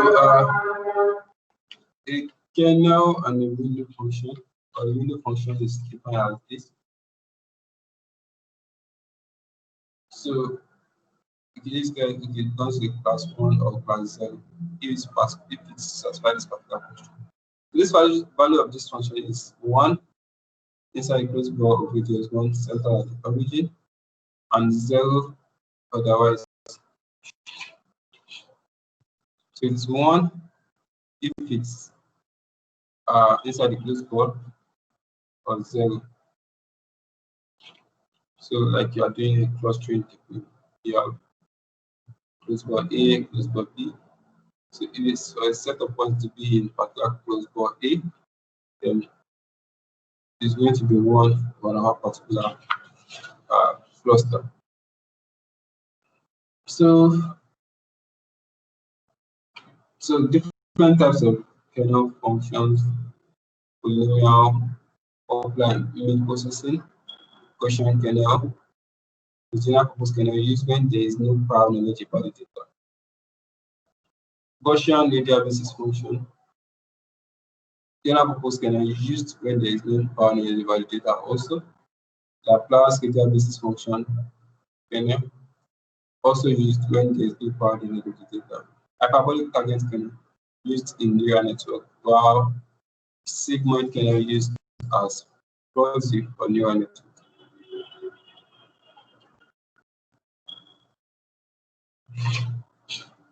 Benzel function of the first kind kernel. used to eliminate the cross term in mathematical functions, and overall databases kernel used in regression problems. You have the DASCA kernel in one direction also, so we can take note of this kernel. Manuel say after this. Manuel will use so many of them. Training and testing models in SVM.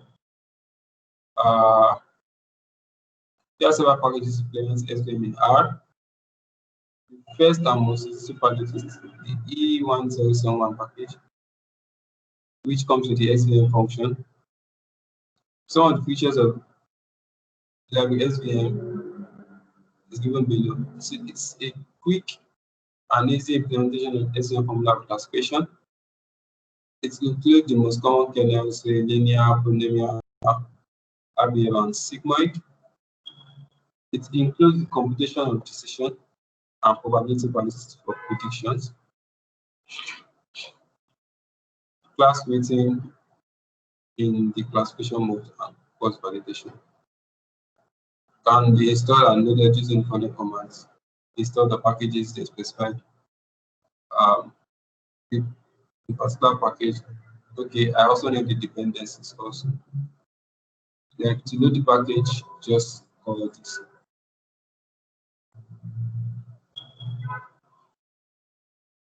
So what are the main functions of E1071 package? SVM function to build a model, the predict function to make prediction, plots, and a team. Okay, the SVM function is used to train SVM. This describes some parameters of the SVM. So we have the data. So it takes in the data. You have X. It specifies a data matrix, vector, or sparse matrix representing the instances of the data set. I think we are going to see what this is as we proceed. Type sets how the SVM function will work, possible values include it.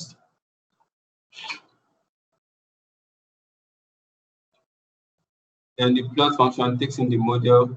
So after you have used the SVM function, then takes in the data, then other relevant parameters. Then predict function, predict values based on the model derived by an SVM. It turns a vector of predicted labels for classification problem. Following are the steps to implement predict function. So divide data set into training set. Run the model again and predict classes by using the training set. Generate the confusion matrix by tabulating the true versus the predicted values. Just using the table function. Describe following functions of how. So in this activity, a data set will be used to diagnose breast cancer for predicting individuals among a group of people. So the SVM model will help to distinguish between benign and malignant tumors. So first of all, step one, prepare the data set, selecting the parameters, training the model, testing the model. Can use of confusion matrix to measure the accuracy of the model. So the data set has 569 instances, out of which 357 are benign, 212 instances are malignant. There are 32 attributes for each instance. These attributes can be defined as follows.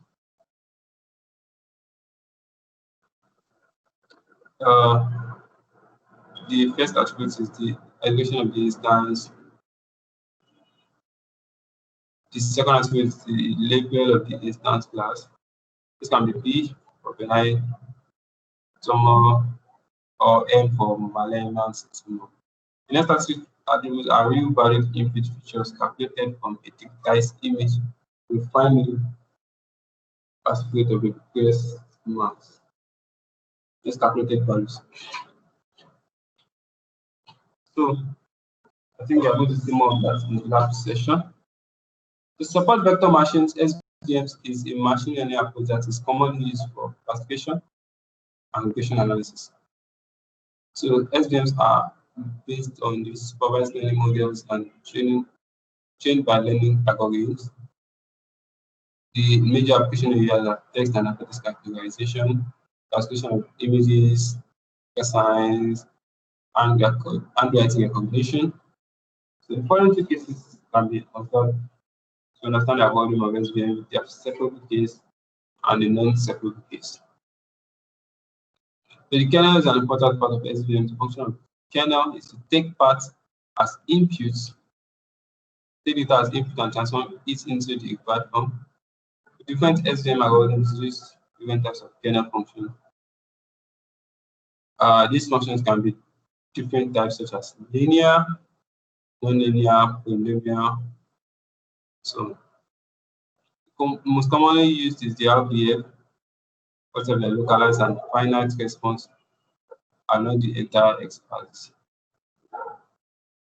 This is commonly used the package E1071 to implement the SVM in R. Its main function includes the SVM to be the model to predict plot and the tip. So now you have been able to wrap up machine learning module. So next week, I don't know, maybe you can continue to take time. Maybe we should be able to talk about this. So we start from storing data in Hadoop 2. Maybe we might need to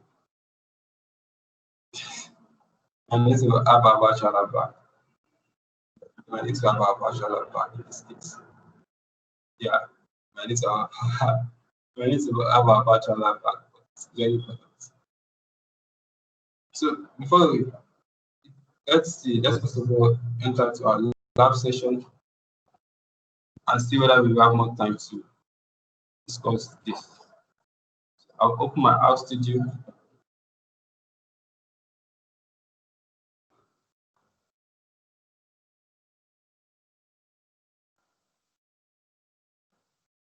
So I'll open my house studio now.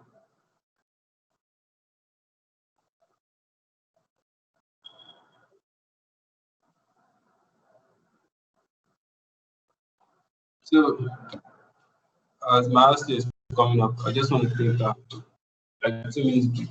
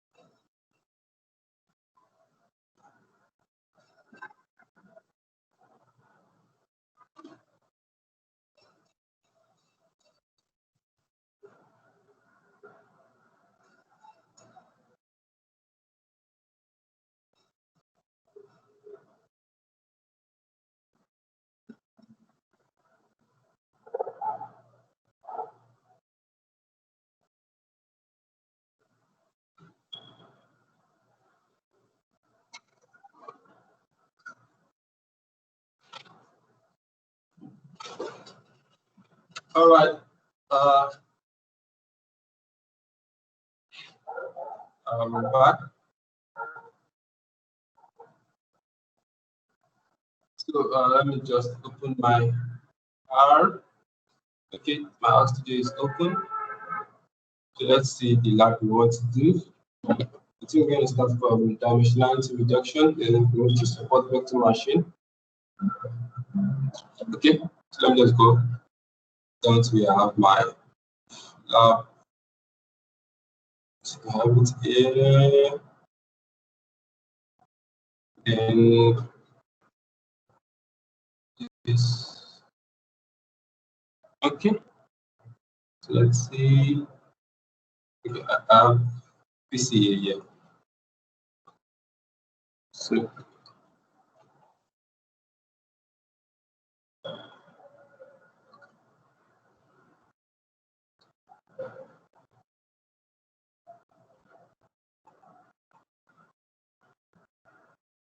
I think I have all these programs instead of so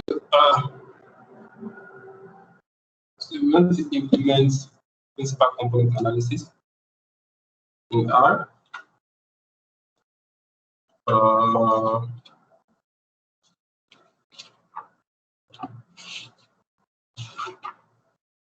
So let's see. Let's see. So let's look at the background. So the sports minister of a country wants to assess the performance levels of athletes participating on behalf of the country in major sporting events such as the Olympics and the DASCA. He wants to determine the level of improvements needed in individual players on the basis of the assessments. So you help the minister by providing the required analysis. You have the data containing the records of players along with their performance in the DASCA and Olympics of 2004. Now you're going to apply a PCA on the data set. So here we are. So here there are 13 columns in the data set, and they contain the details of the performances of 41 athletes in the decathlon competition at the 2004 Olympics. Now, the continuous variables are shown in columns 1 to 12. So the first 10 columns have active variables to represent the performance of athletes in 10 decathlon events. Columns 11 and 12 have supplementary variables to represent the rank and points attained by an athlete in a specific event. Now, column 13, which corresponds to the event, that is the Olympics or the DASCA, is a categorical supplementary variable. So first of all, I don't know whether I have this package. Let me check whether I have a package. I'll come to package here. Then let me see. Factor. I think I have it. Let me just load it. I don't need to install. Okay. It's loaded. So let me get my data set into the R environment. So first of all, let me create my working directory, then just copy this and put it here. Copy this. So copy this here.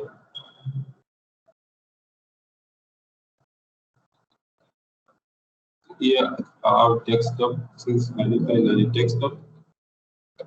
So inside folder data sets. Okay. It's separated by tab and that's an header. So let me read this.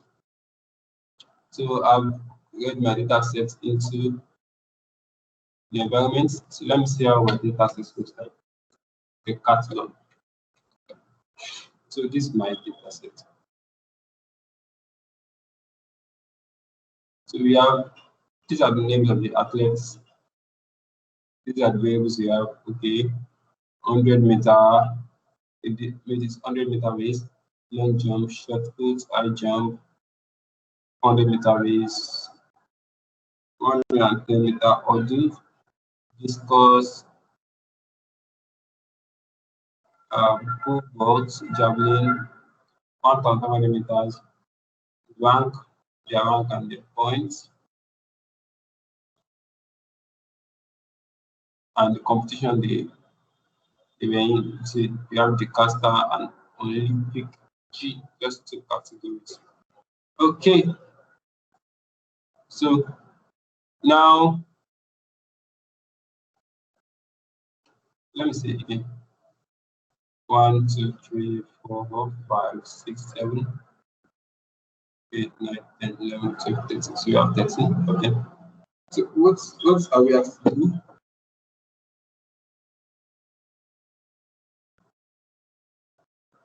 So you say the first 10 columns have active variables to represent the performance of athletes in 10 decathlons, decathlon events. So we might not necessarily need these guys, these three guys. So just using the sports they were engaged in. So here I will just consider the first to the third to the 10th column, which ends here. So I want to scale each of them. The number of components can be 5. Then okay, I want to plot the graph. So let me run this.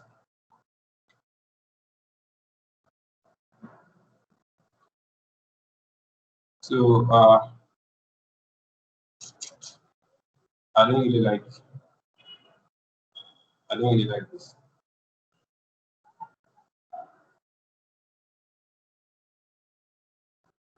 Let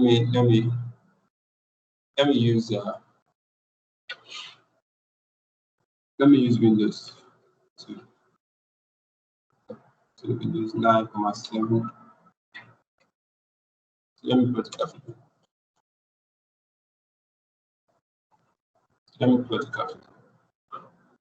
Okay, so I have this. Yeah. 2, 3, 4, 5, 6, 7, 8, 9, 10.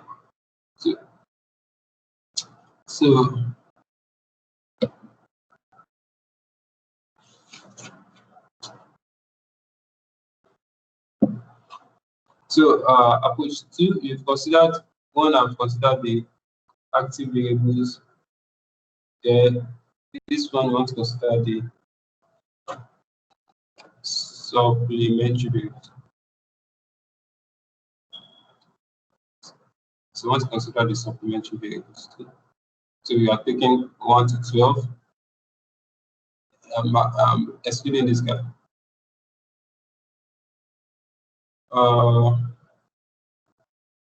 So we are building a PCA, considering these other two guys as supplementary variables. So we should run this. Okay, so let me run this. Let me see. Okay, as you can see, rank and points here told us that this is included by the supplementary variables. So I definitely to know, I want it to be on a different plot. It's function. So here, what are we doing here?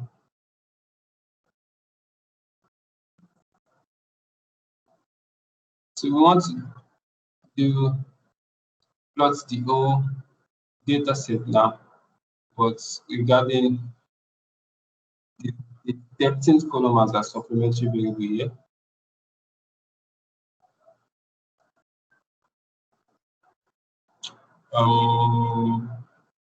So you have these two combination, and because this is This is qualitative. That's why we are using quality or supplementary variable, and this quantity or supplementary variable. So let's first the cap of this. Then you have this. What's the column name again? Competition. Where is it? Competition.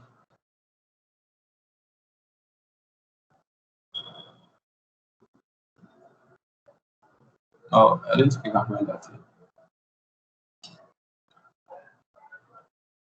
Okay, but let's plot this now.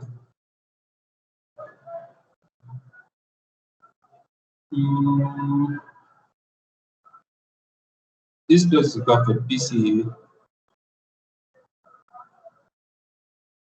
to plot dot PCA, for example.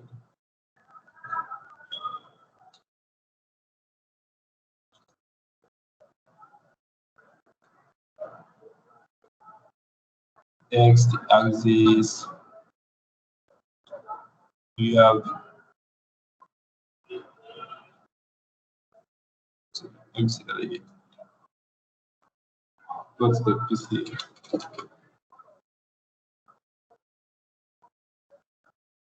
Okay.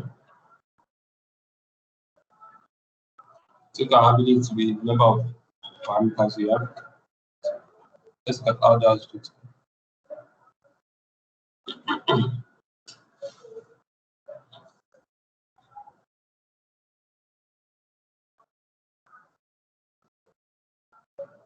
So here we are able to convert, place our data set into just two factors. We are able to plot it on two-dimensional plane. So this is our athletes, and this set of athletes is a set of another athlete on the two-dimensional plane now. So the guy which identified as Olympic Chi and the others identified as the caster. Here you've considered all these factors all together to place them in this position. So in this case, we will be able to reduce from two dimension, so from 13 dimension to two dimension, as you can see in this graph here. So that makes a lot of sense. So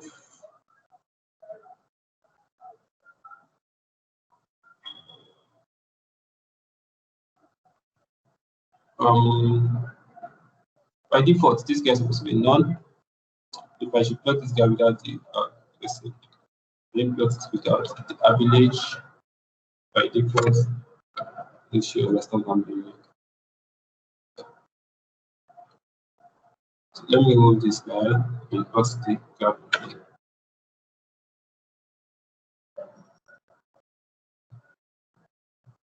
Yeah, he doesn't explain it the way I want it to do.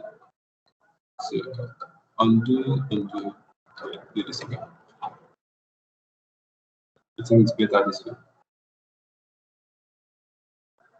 So here you can see the Olympic G, which is labeled in red, and the caster, which is labeled in blue. So I'll be able to identify which category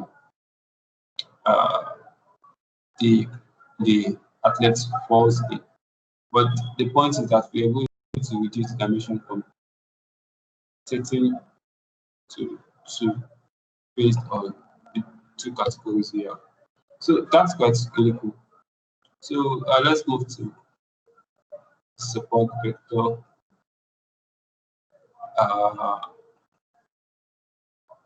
The support vector lab.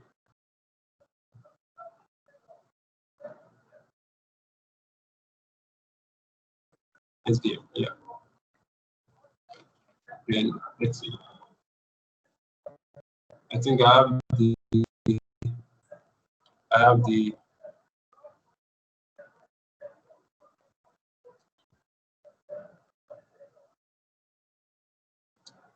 the package installed already. So okay, so let me first of all read the background of what we are trying to predict here.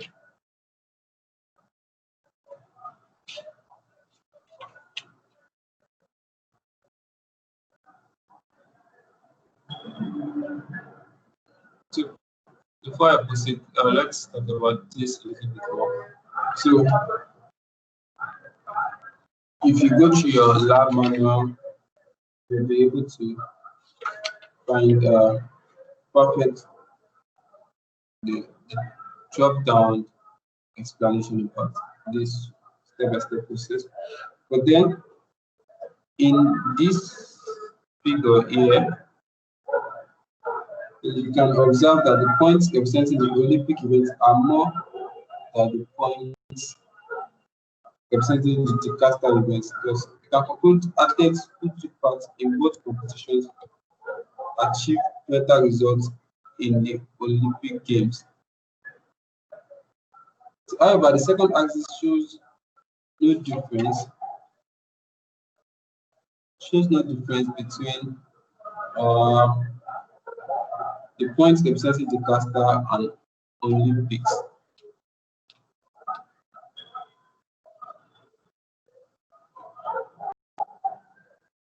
Okay.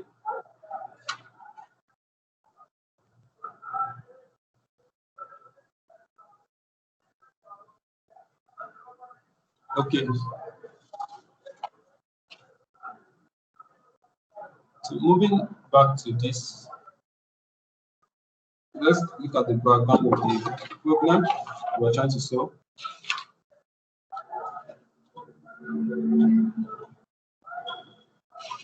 So the general manager of the reputed bank wants a tool that can automatically detect whether an ATM transaction is genuine or fraudulent.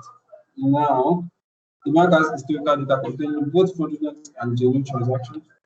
Details such as the average number of transactions by a person and the average amount withdrawn are stored in data sets. So the manager wants to analyze the data to draw certain conclusions so that it can predict if the next transaction will be fraudulent or genuine.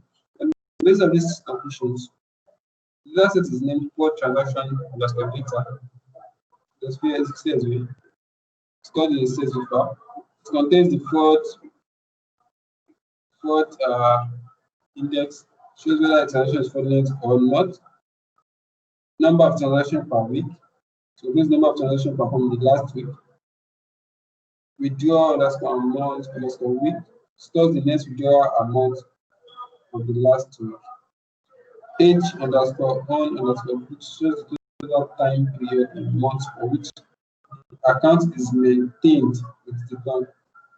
Distance underscore bank underscore ATM stores the distance of the ATM from the branch of the bank in kilometers. So let's even import our data set. So here I'm going to just copy this. I'll copy the part now. Copy this to this place. Then put here. Then import. So let's view the data. So you have fraud index, number of transactions in last week, net withdrawals in last week. This one shows this shows the total time period in months for which the account is maintained with the bank, and this shows the distance of the ATM from branch of the bank. So one represents a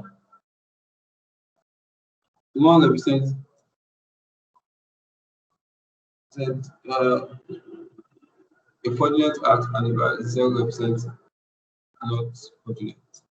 So let's see whether we'll be able to we make this prediction using the SVM. So now,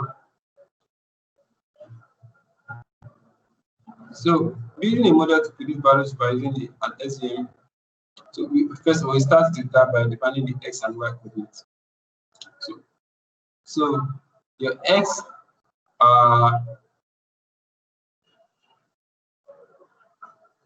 your x's are the data points are used to predict whether it's a coordinate act or not. So my x's are this. This is what I want to predict. So this is my x's. So I'm using this subset function. Then select everything excluding coordinate index. So that's what this guy is telling me. So when you call on x now, you can see I have this result.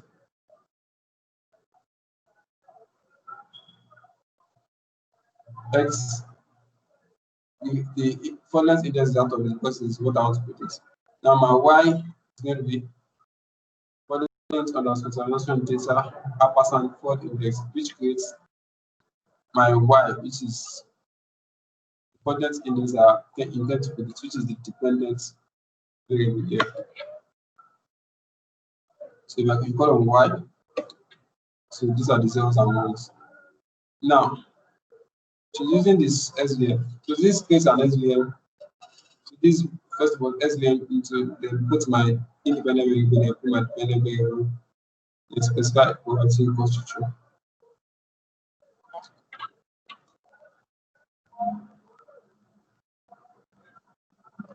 Oh, we not find function SVM. So let me load that. Let me load the library. Let me load the library. E1071. Yeah. So let me call it again. All right.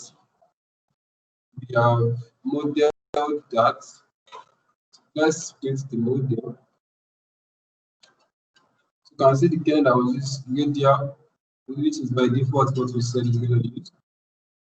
This is a gamma function, gamma parameter, gamma coefficient.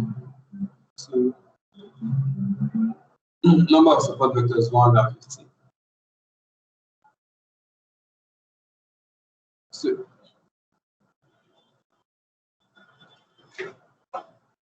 where is this coming? Head of grade. I've not to find any grade at all. So the test set is in another subject file. So first of all, let me so we have already built the model with our training set. So let me import the test set. So let me just copy this.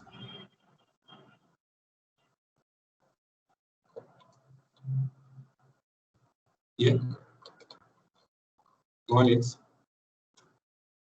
let me see what's inside the test set.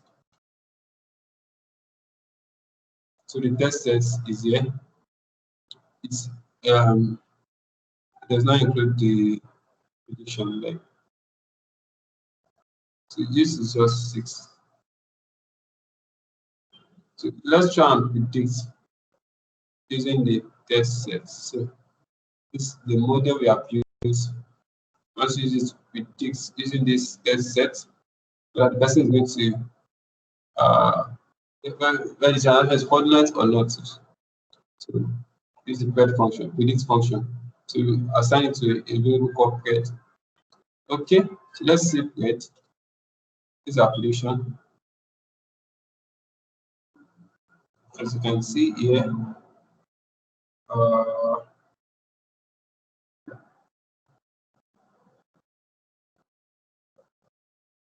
want to see the top head. Doesn't matter. Since it shows top 6. So these are prediction function. So we are able to see that okay, This is likely going to be fraud. This fraud, fraud. This not fraud. So I don't like the idea of using this kind of training and test set that they used here. So first of all, I want to use my own training and test sets. So that we could see how this works out. Um,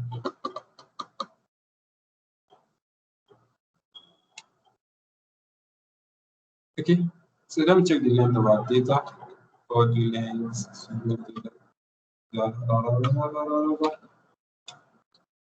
should I do this?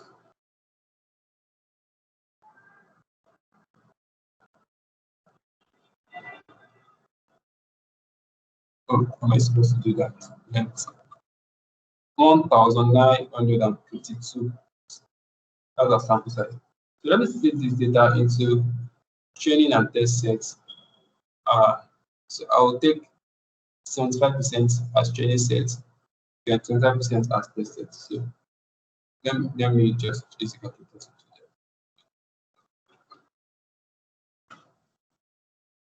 So it's all 75% of 0.75 times 1952, I guess. That's like 1,464. So 1,464. So I'm saying set to seed 1 and start picking your data set from the first line. But then my training set. So I think my training set to be equals to, or let me say training vector. So let me say training vector first. That will be equals to sample. So I'll tell you what I want to do. Sample 1 to 1952. Size. I don't want to replace. Size is equals to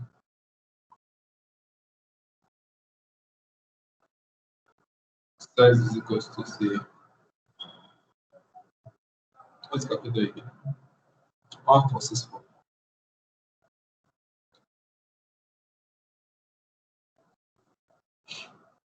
So let me see my training break. So you have this.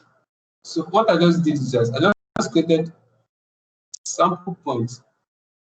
So I create sample points of size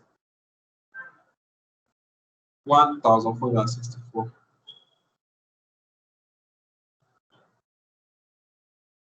Yeah, I'll show you how to find this.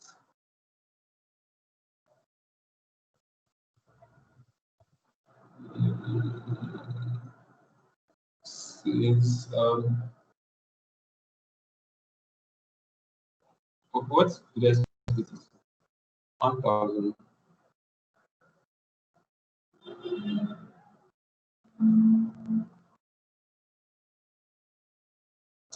Sorry.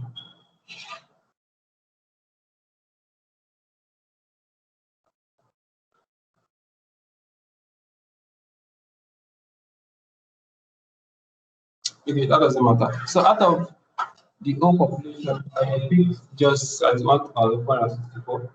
It means my so let me subtract this from the total population 1952. So it means for the test set, I will just have 488 data points. So I already have 1,464 for the training.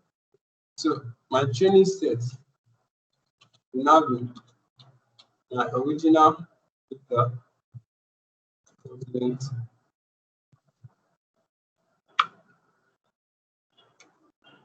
and it's just me considering all the rules. No, No, not all the rows. All these particular rows that correspond to this point, selecting all the rows.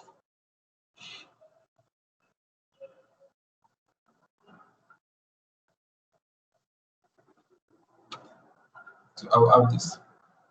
So my training set is this. So this is my training set. So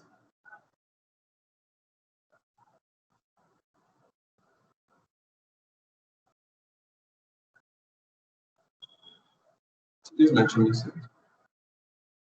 As you can see, it's come around. Now, what I want to do now is that. So it's too much.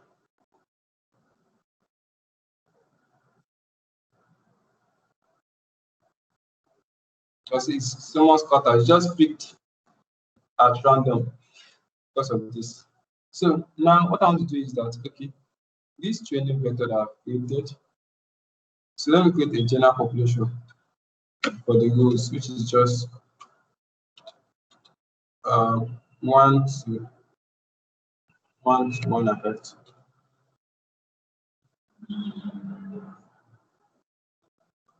So what sorry, just notice. So what I want to do is that I want to remove this vector that are here on here. So the vectors that are here, so sample point that are here, but then I remove from this, I'm going to have our test set, our test vector. So our test vector should be um, should be the whole population. I'm not sure if I can do this. I'm not sure. Let's double.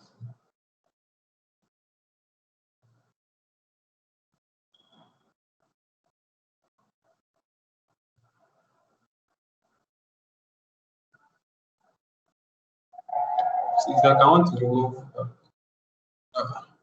So let me say minus. Can I use a minus operator? Can I use a minus operator?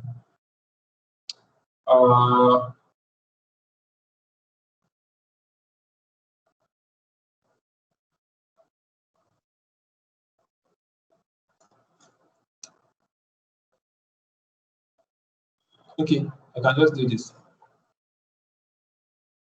So our test set will now be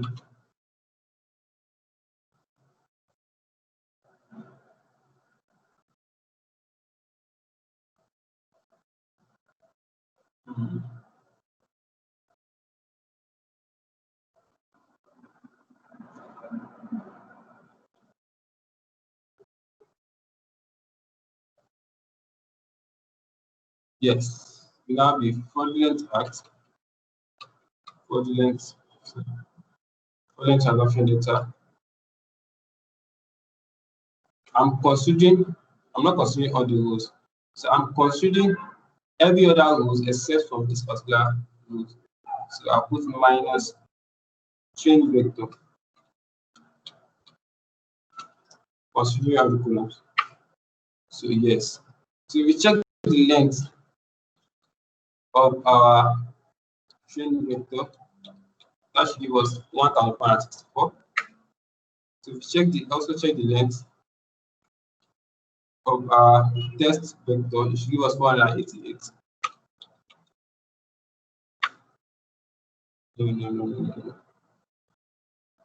No. I'm not talking about chain vector. Sorry. Let me change set in that case. Change set. So 1,464. So our test set now should give us 488. So as you can see here. So good. So if we want to see our test set again, this is it. So let's now build the module. So I'll call it SVM underscore module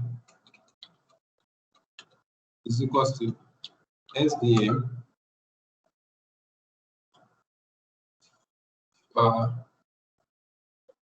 You'll be using our training set now. So TRN underscore set as we have used to build it here. SVM. But then first of all, we have to space it into X and Y. So I'll just use the logic here.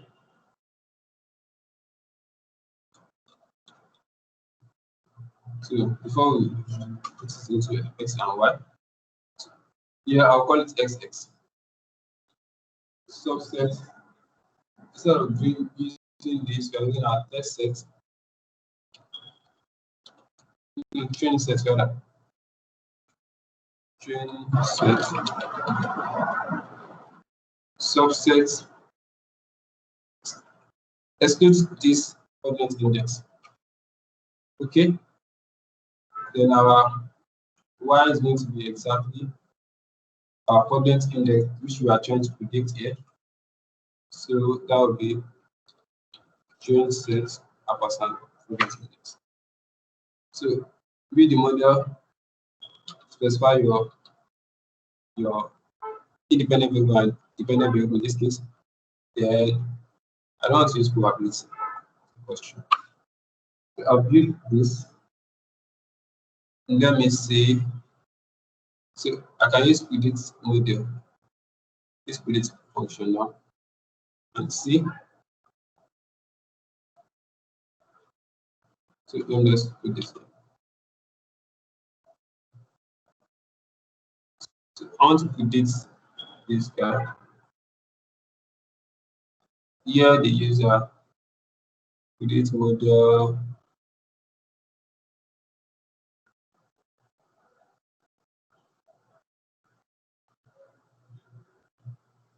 Using the x coordinate, which is our training set. So let me see that first.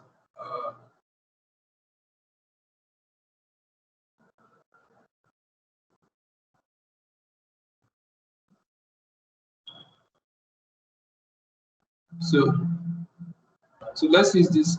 We have used the model. So let's use this model to predict our test set.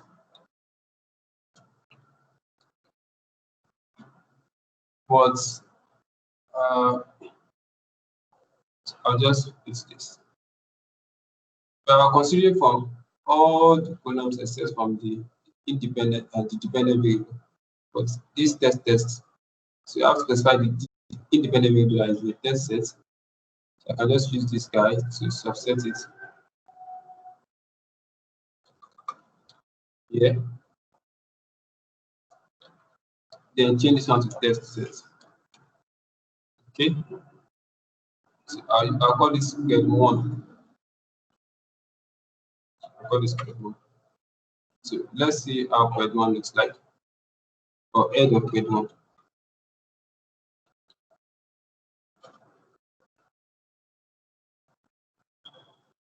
As you can see here. Now, so let's view grade 1. Let's view our predicted value for our test set. I cannot use the view function, sorry. But okay, let's see the first 20 of our grade value. Maybe we can see the first 30 or first 40. Now let's see our test set itself. But I just need the column we try to predict. The column we try to predict. So test underscore set ampersand forward index. So let me just go down and compare. So look at this. For this guy, we have this probability associated with it. Then if you compare to what we have here, it picks the prediction because it's very close to 1. So you can say it's you can label it as fraudulent. Then you can label this as fraudulent. So now what we are going to do is that, okay, You are now going to say these are just probabilities. So you can just put a condition so that you can be able to do a confusion matrix as regards that. So say if the probability is greater than 0.5, then you say okay, take as 1. So it means tag as confidence. So if P is less than 0.5, then take as 0, which the transaction is not confidence. So let's see how we can convert that to that. So we can do a confusion matrix. So so so how do we do this? So I'll create a prediction table, a prediction, let's say prediction class. Then I'll say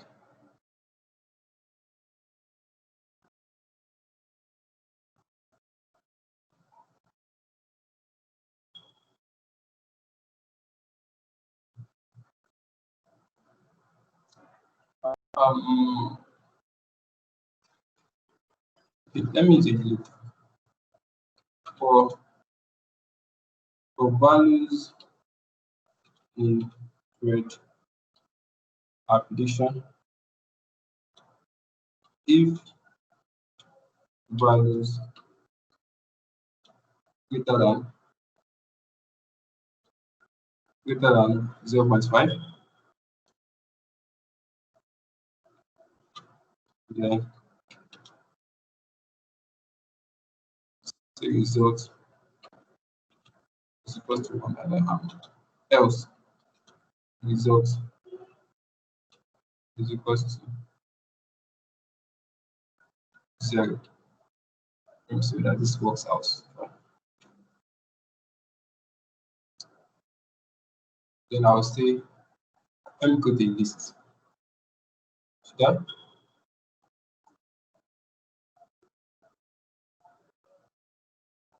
Let me see how this works first.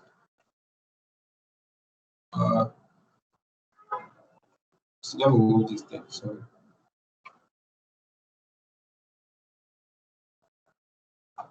So let me see results.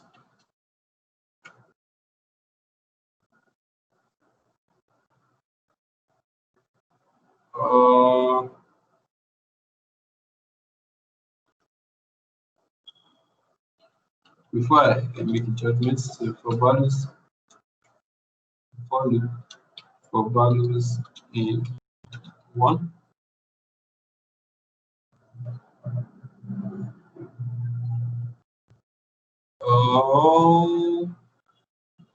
I could just use the round function. So there's no point. So I could just round up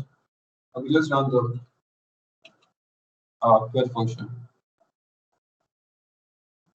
Since if it is greater than 0.5, I can round up to 1. If it's not than 0.5, it's just going to round up to 0. So let me see if we can do that. So I'll say create class is equals to round with 1. So let me see if I can do this.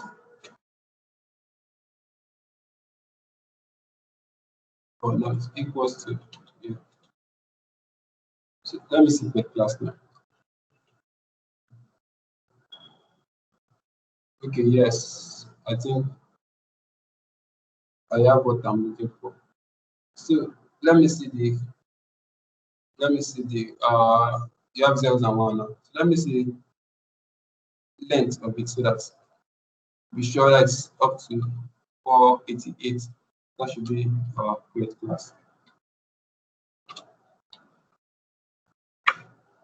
Okay, good. So then we can form a table to do the confusion matrix about our predicted value and our test value.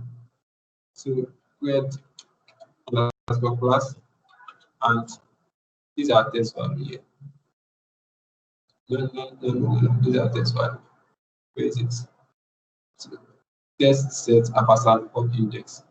So this is what test value is. So let's see. So as you can see here, that there was not even any error at all. Like there is no one it predicted wrongly. So you can see it predicted 425 was 425 was we have 425 genuine transaction and 63 fraudulent transaction, and there is no one that's incorrectly predicted. So there's no so you don't have the case whereby okay, you classified a fraudulent transaction to be genuine or classified a genuine transaction to be fraudulent. You can see it's 0 here. So our model here is like 100% accurate. Our model is like 100% accurate. So that makes a lot of sense. But in real sense, it shouldn't be like this accurate. But it was able to do the classification and can have something like this. So that makes a lot of sense for us. So that is that about support vector machine. Okay. So let's see.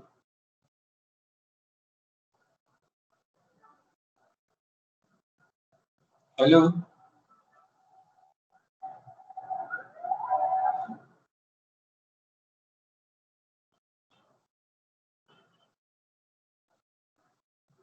So okay. So now I think we still have a few minutes or something that we can discuss the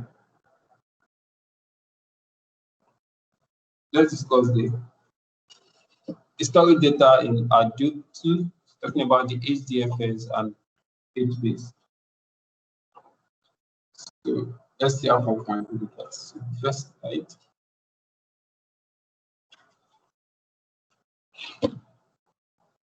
Here we want to talk about storing data in Hadoop 2, HDFS and HBase.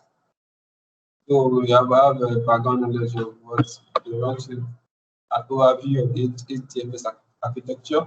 So here talk about we're going to explain Hadoop distributed file system, discuss how to work with HTTP files, all of HTTP preparation, activation and all of HBase, aspects of HBase schema design. So let's see how far we can go with that. So the foundation of efficient data processing in Hadoop is its data storage model. So an HDFS Hadoop's implementation of a distributed file system is based on the design of the group file system and is designed to hold large amounts of data, so petabytes, terabytes. It provides easy access to data to many clients distributed across a network.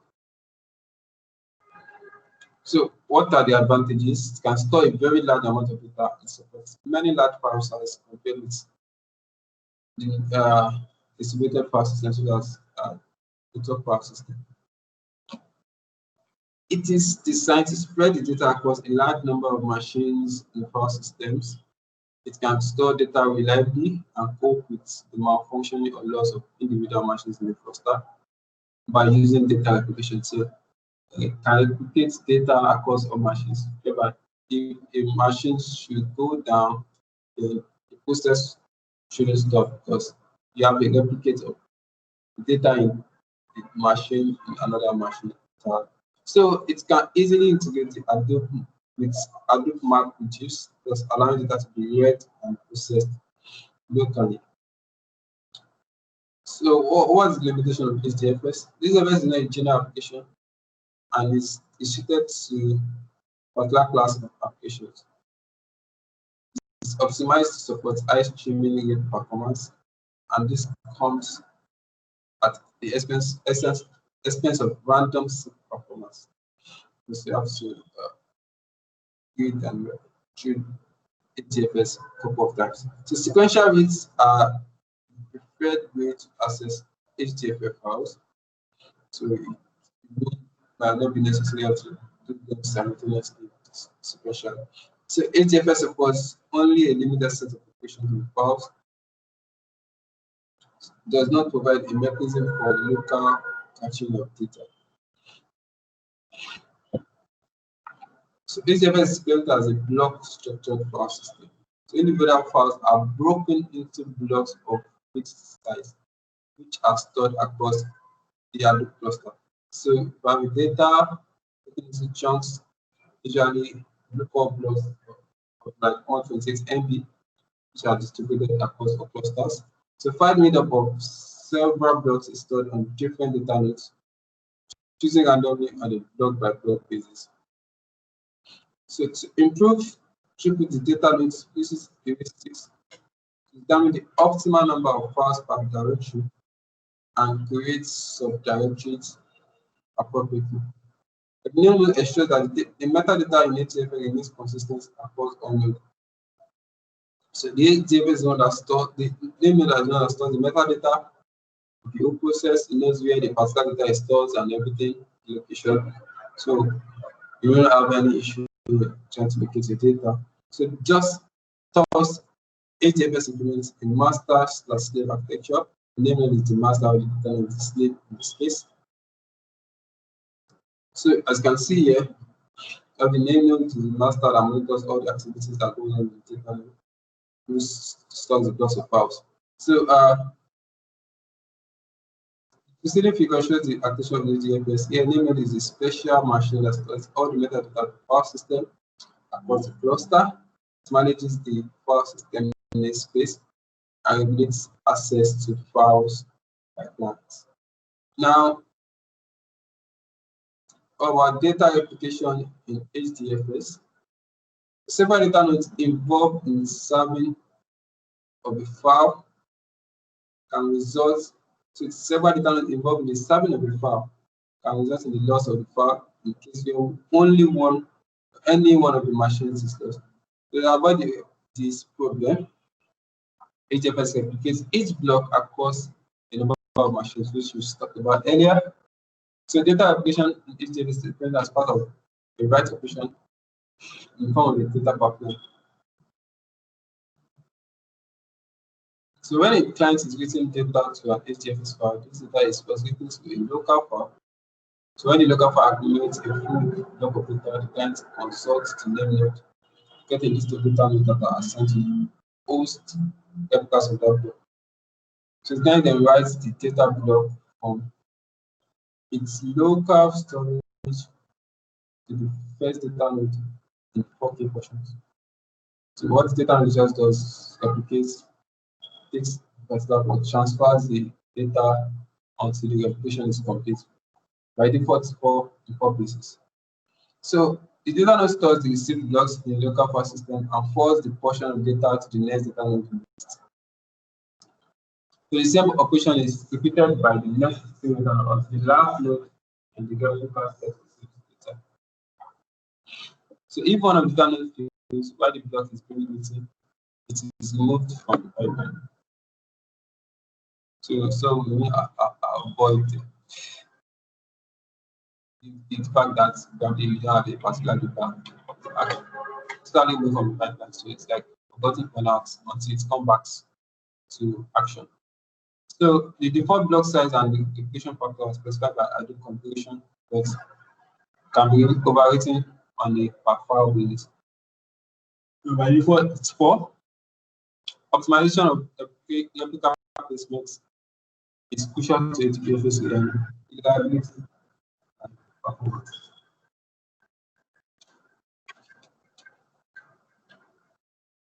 So all decisions regarding application of blocks are made by the name node.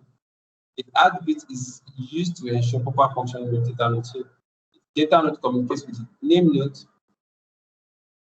So our name nodes will be sure that this guy is still functioning, he still has the data. But at some point, and if the name node doesn't fill the add bit, particular data node is being removed from the pipeline and just as well as it's not available at the moment until that bit comes back. So rack awareness. Now, rack is a physical collection of data nodes that are stored in a single location, just like folder has different files inside. So large HDFS instances run on a cluster of computers that is commonly spread across many racks. Network bandwidth between machines is the same rack. The same rack is greater than network bandwidth between machines in different racks. So the name determines the rack ID that each data node belongs to via the Hadoop rack awareness process. As an optimization of a rack aware policy is to cut inter-rack write traffic. So if what I'm looking for is just inside a particular rack, I don't need to communicate to someone that's like still at the far end to get data. So to minimize global bandwidth consumption and rate latency, AWS tries to satisfy a read request from a replica that is closest to the reader. So each data node sends a handle message to the name node, which is used by the name node to discover data node failures, which we discussed earlier.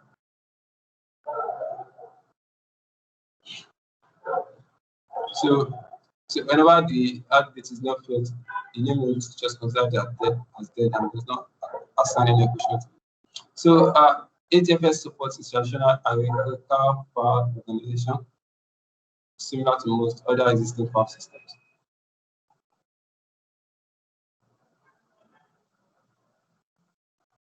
So using HDFS files, user application access the HDFS file system using an HDFS client.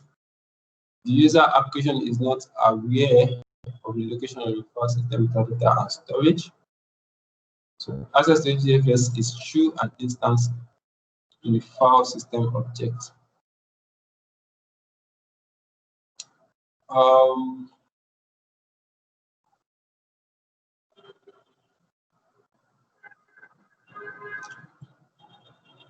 Okay, so the following code snippet shows how to create the file system object. It might not be necessary. Easier for the configuration of the. So a part object can be created from a string of session provided to the HTML. Blah blah blah. You are not necessarily have to bother yourself with this part. So let's look at each piece properly. Maybe.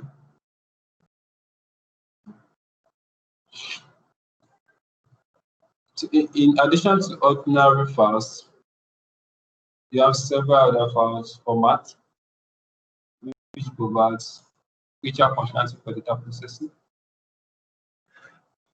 Sequence file provides a persistent data structure for binary key value pairs. Are available in append-only formats. You can only append to it. So the use of sequence file provides a storage mechanism natively supporting key value structure, just making implementation using the data layout. Using this data layout most simpler. And they are available in uncompressed formats, record compressed, and block compressed. Okay.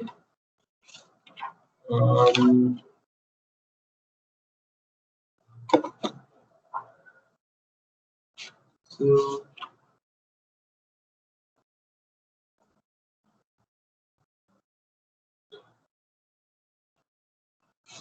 you have record compressed sequence file.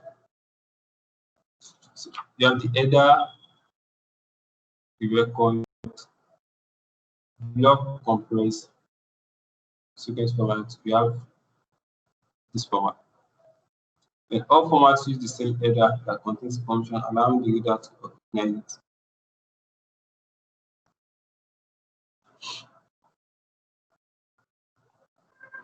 Then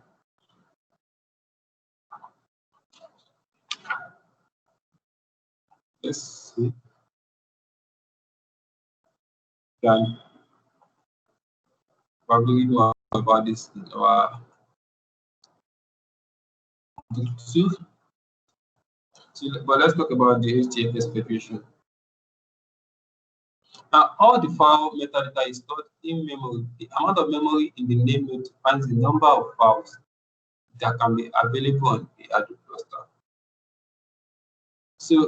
So this makes a Hadoop storage system like a one-point failure, because if in any case the name node server just goes down, then everything just goes down. So to overcome the limitation of a single name node memory and be able to scale the name service horizontally, we introduce the HDFS federation, which is based on multiple independent name nodes. So the following are the benefits: namespace scalability. HDFS cluster storage scales horizontally, but the namespace does not. Performance: file system operation throughput is limited by a single name node. A single name node offers no isolation on a multi-user environment. So a single name node, so an experimental application can overload the name node and slow down production critical applications. So with multiple name nodes, different categories of application and users can be isolated to different namespaces. So as regarding performance, adding one name node to the cluster scales the file system read and write operations throughout.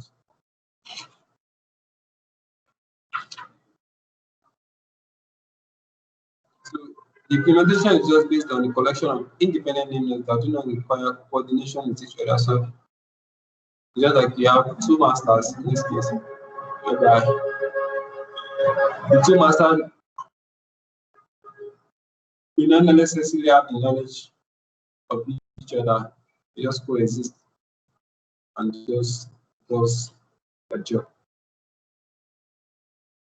So here you can see you have the implementation of the name node and the HDFS federation. You can have like up to n number of nodes. Then all of these multiple name nodes can be accessed. So, so that's the importance of what HDFS federation. So I'll read more about that. Then we have HDFS high availability. So this shows a new HDFS high availability architecture that contains two separate machines configured as name nodes, with exactly one of them in an active state at any point. Now, the active name node is responsible for all kinds of operations in the cluster, and to keep states of both nodes synchronized, the convention requires that both nodes have access to a directory on the shared storage. In this case, it's one name node that's doing the job, and at a particular point in time, if the particular name node goes down, then the second name node can take up the job.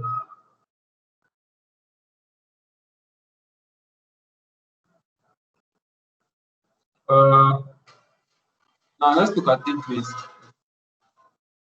Let's look at database particularly.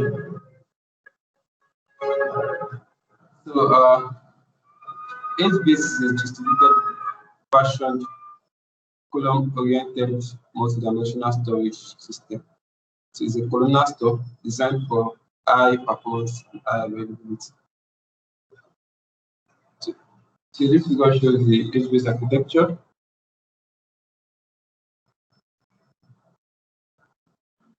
So please give me 1 minute.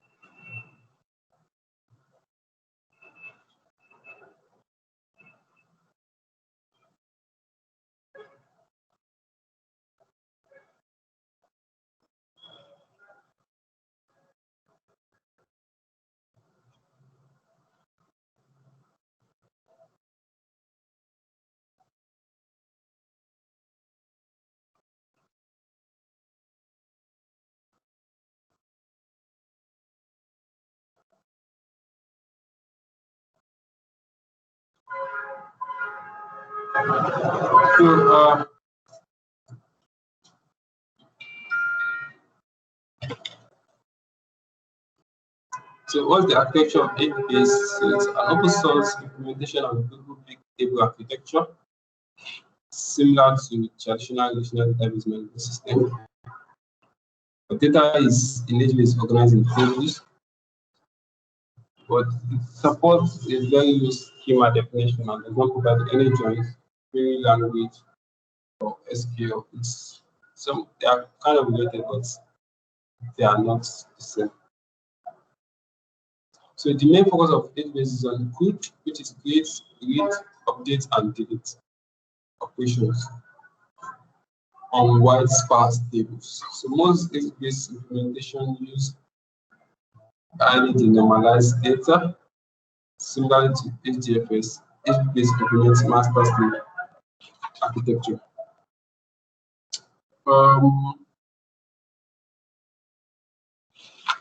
Let's see. So HBase leverages HDFS for its persistent data storage. So that makes it leverage an advanced features as HDFS provides, including checksums, replication, and failover. HBase data management is implemented by distributed region servers, which are managed by HBase master. So which also offers a master slave architecture also. So region server, a region server is implementation consists of the following major components. We have the main store, HBase implementation of in-memory data cache, which allows improving the overall performance of HBase by serving as much data as possible directly from memory. So HFile is specialized HTFS file format for HBase. The implementation of HFile is in a region service, so for reading and writing HFile to and from HTFS. So it's just like many form of storage for HBase.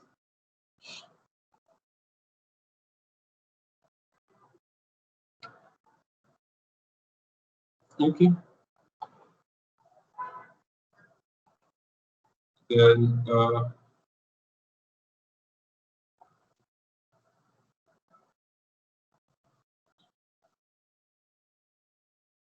to store a table of arbitrary lengths, HBase partitions this table into regions, with every region containing a sorted continuous range of rows. The way regions are split depends on the key space or rather on the data size. So when new record is inserted into the table, HBase decides which region server it should go to based on the key value and insert it there. I think more of a practice is going to help us understand it better. Maybe I should have shown the video. So when a record or set of records is read updated, HBase said which regions should contain data and directs the client to the appropriate ones.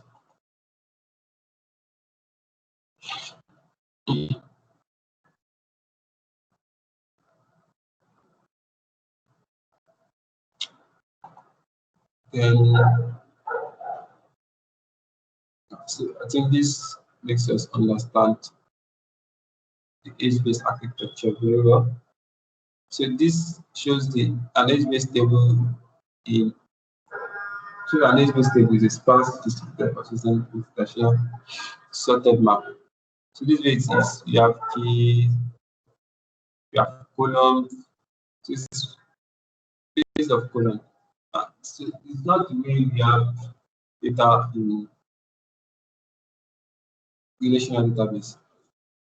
So it stores more of like columns than and rows. So I think the more of a video representation of particle is going to enlighten us. So let's know how far we can go.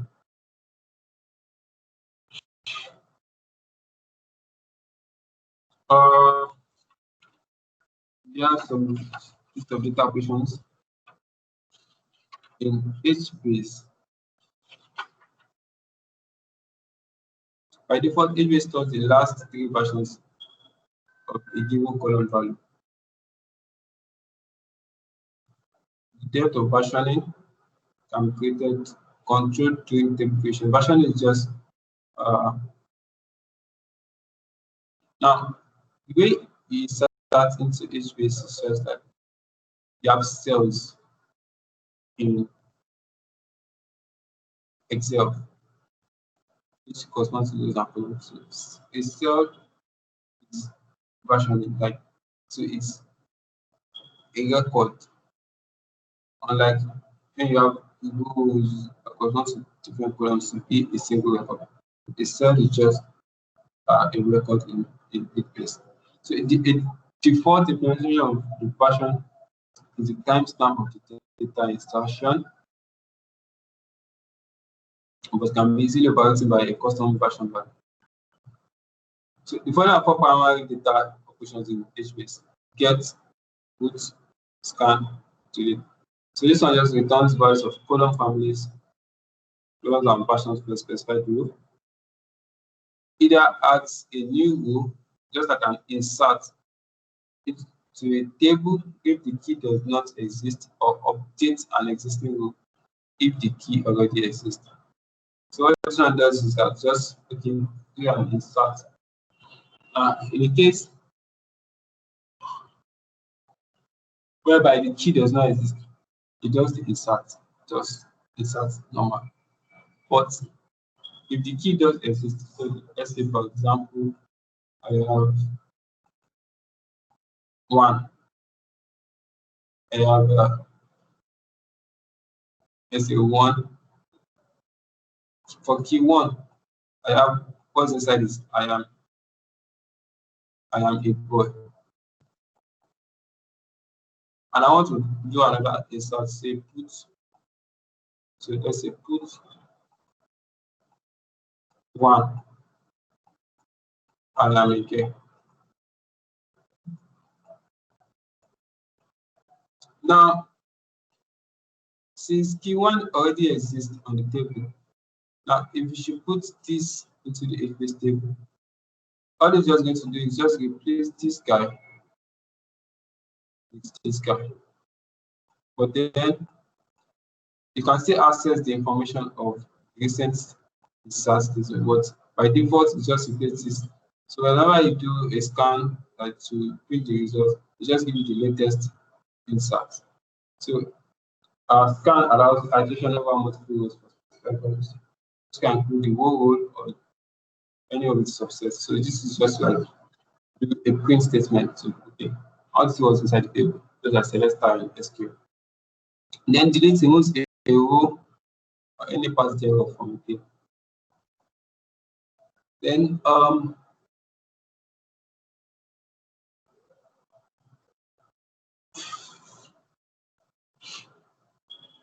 compaction in HBase. So in this case,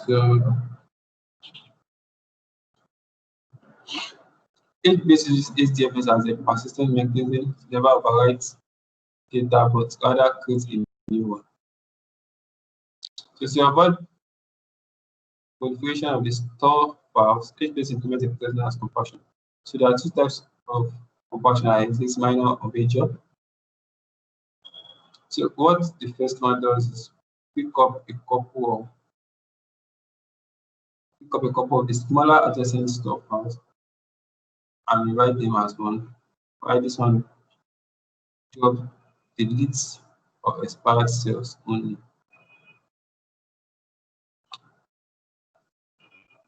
Then we have the HBase schema design guidelines. So you might not clean it. Then programming the HBase can use any APIs, supports a command line interface or web access via HBase master web page. So all programmatic data manipulation access to HBase is done through the HTML interface or HTML class. HBase also provides an important optimization technique in the form of multi-get or multi-put. So like you are doing multiple inserts, that's of get or put multiple inserts in SQL. So one of the most powerful operations provided by HBase is scan, which allows executing over a set of consecutive keys. Which is also very powerful, but it does not improve performance. So HBase provides quite a few featuring classes that range from a set of following value filters. HBase APIs provide support for both data access and administration, HBase administration. When deciding on whether to use HBase or traditional RDBMS, it's important to consider the data size and portability.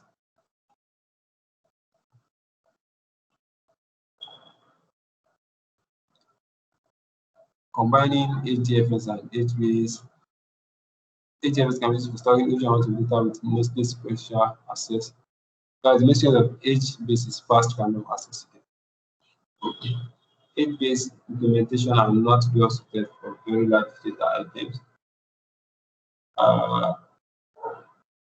HDFS provides a mechanism for the fast access of specific data items, map files, but it does not scale well as key population groups. The solution for this type of problem lies between combining the capabilities of HDFS and HBase at the same time. So,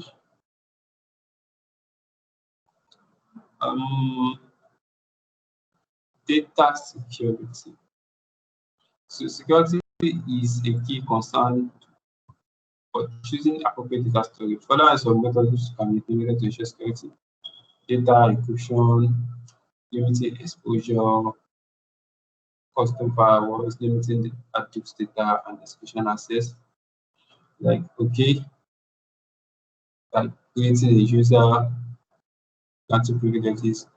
If anyone wants to access the data, might have to set some password. The person does not have access, can't actually do that. And that is summary of what we've talked about so far. So we are wasting much of our time. So let's just carry on the summary. HDFS adopts implementation of a distributed file system. It is designed to hold and provide access to large amounts of data across clients distributed across our network. HDFS addresses a number of problems common in many other distributed file systems, such as network file systems.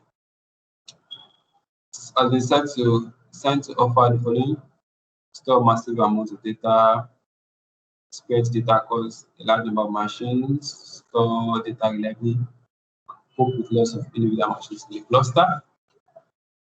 HDFS uses data replication, allows data to be read and processed locally. It's implemented as a block structured file system. The file made up of several blocks and stored on different data nodes. It implements the master-slave architecture, which is dedicated special machine called named. It stores the metadata, that is data about data, but file system across the cluster. The data node stores each HDFS data block in a separate file on its local file system with no knowledge about the HDFS itself. So data nodes periodically send the output to the name node, which is to discover data node failure. Data replication in HDFS is implemented as part of a write operation in the form of data pipeline. Because if data node fails while the block is being written, it is removed from the data pipeline entirely. And we have rack awareness. which is a key feature of HDFS. So name notice ID to monitor uh, available of a particular rack. Rack is a physical collection of data nodes stored at a single location. So there can be multiple racks in a single location.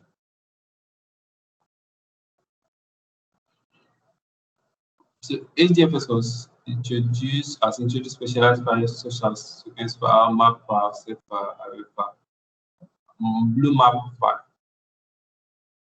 So to overcome the limitation of single name memory and then to scale the same service horizontally, you have the HDFS federation, and a namespace operates on a set of blocks of a block pool.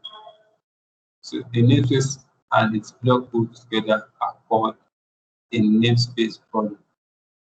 Then we have the HDFS availability, which introduces the concept of secondary name node. So this contains two separate machines configured as name nodes, with one of them in an active state and then backup content.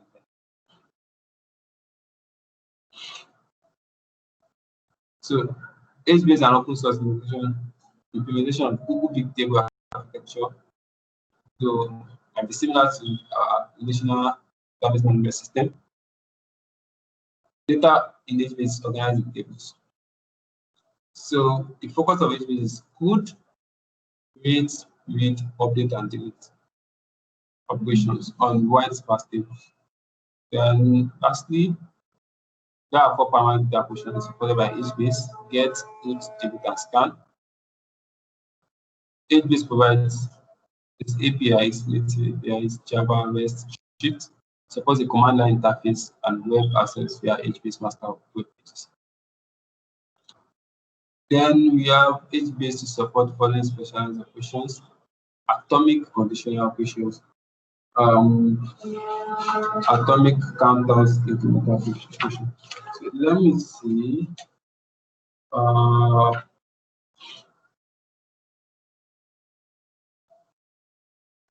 So let me relate this to the LDBMS. Let's say atomic conditional applications. So, for example, if I want to create, let's say I want to drop a table or two tables, so that, let's say more than two tables.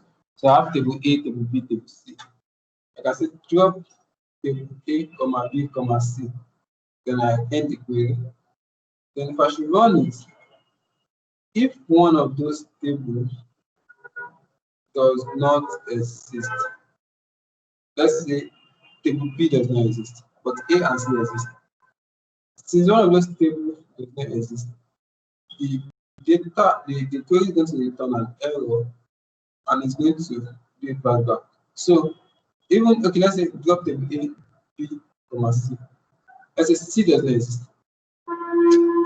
So instead of it to just drop table A and B and tell me that C does not exist, because C does not exist, it's going to go back the operation made on A and B because of that instance.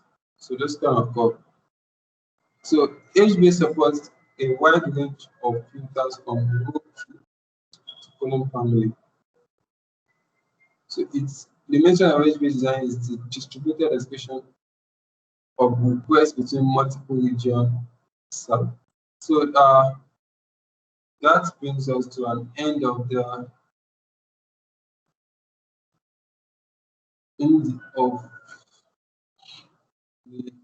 talking about storage data and identity. The next week we're going to talk about working with map pages and yarn, working with yarn. Let's talk about that. Then after we're done with this, this is really much, but it'll be fine. So we have to do this too. Then upper week, we talk about Hive. We talk about advanced coding with Hive. Maybe we should be able to finish this. So by the end of this month, we should be done. I think we still have like 7 minutes. 2 more weeks. We can finish this in 2 more weeks. If we're not able to finish, we round up in 3 weeks. So that's by the way. So let me see. I still have something else. Quick look.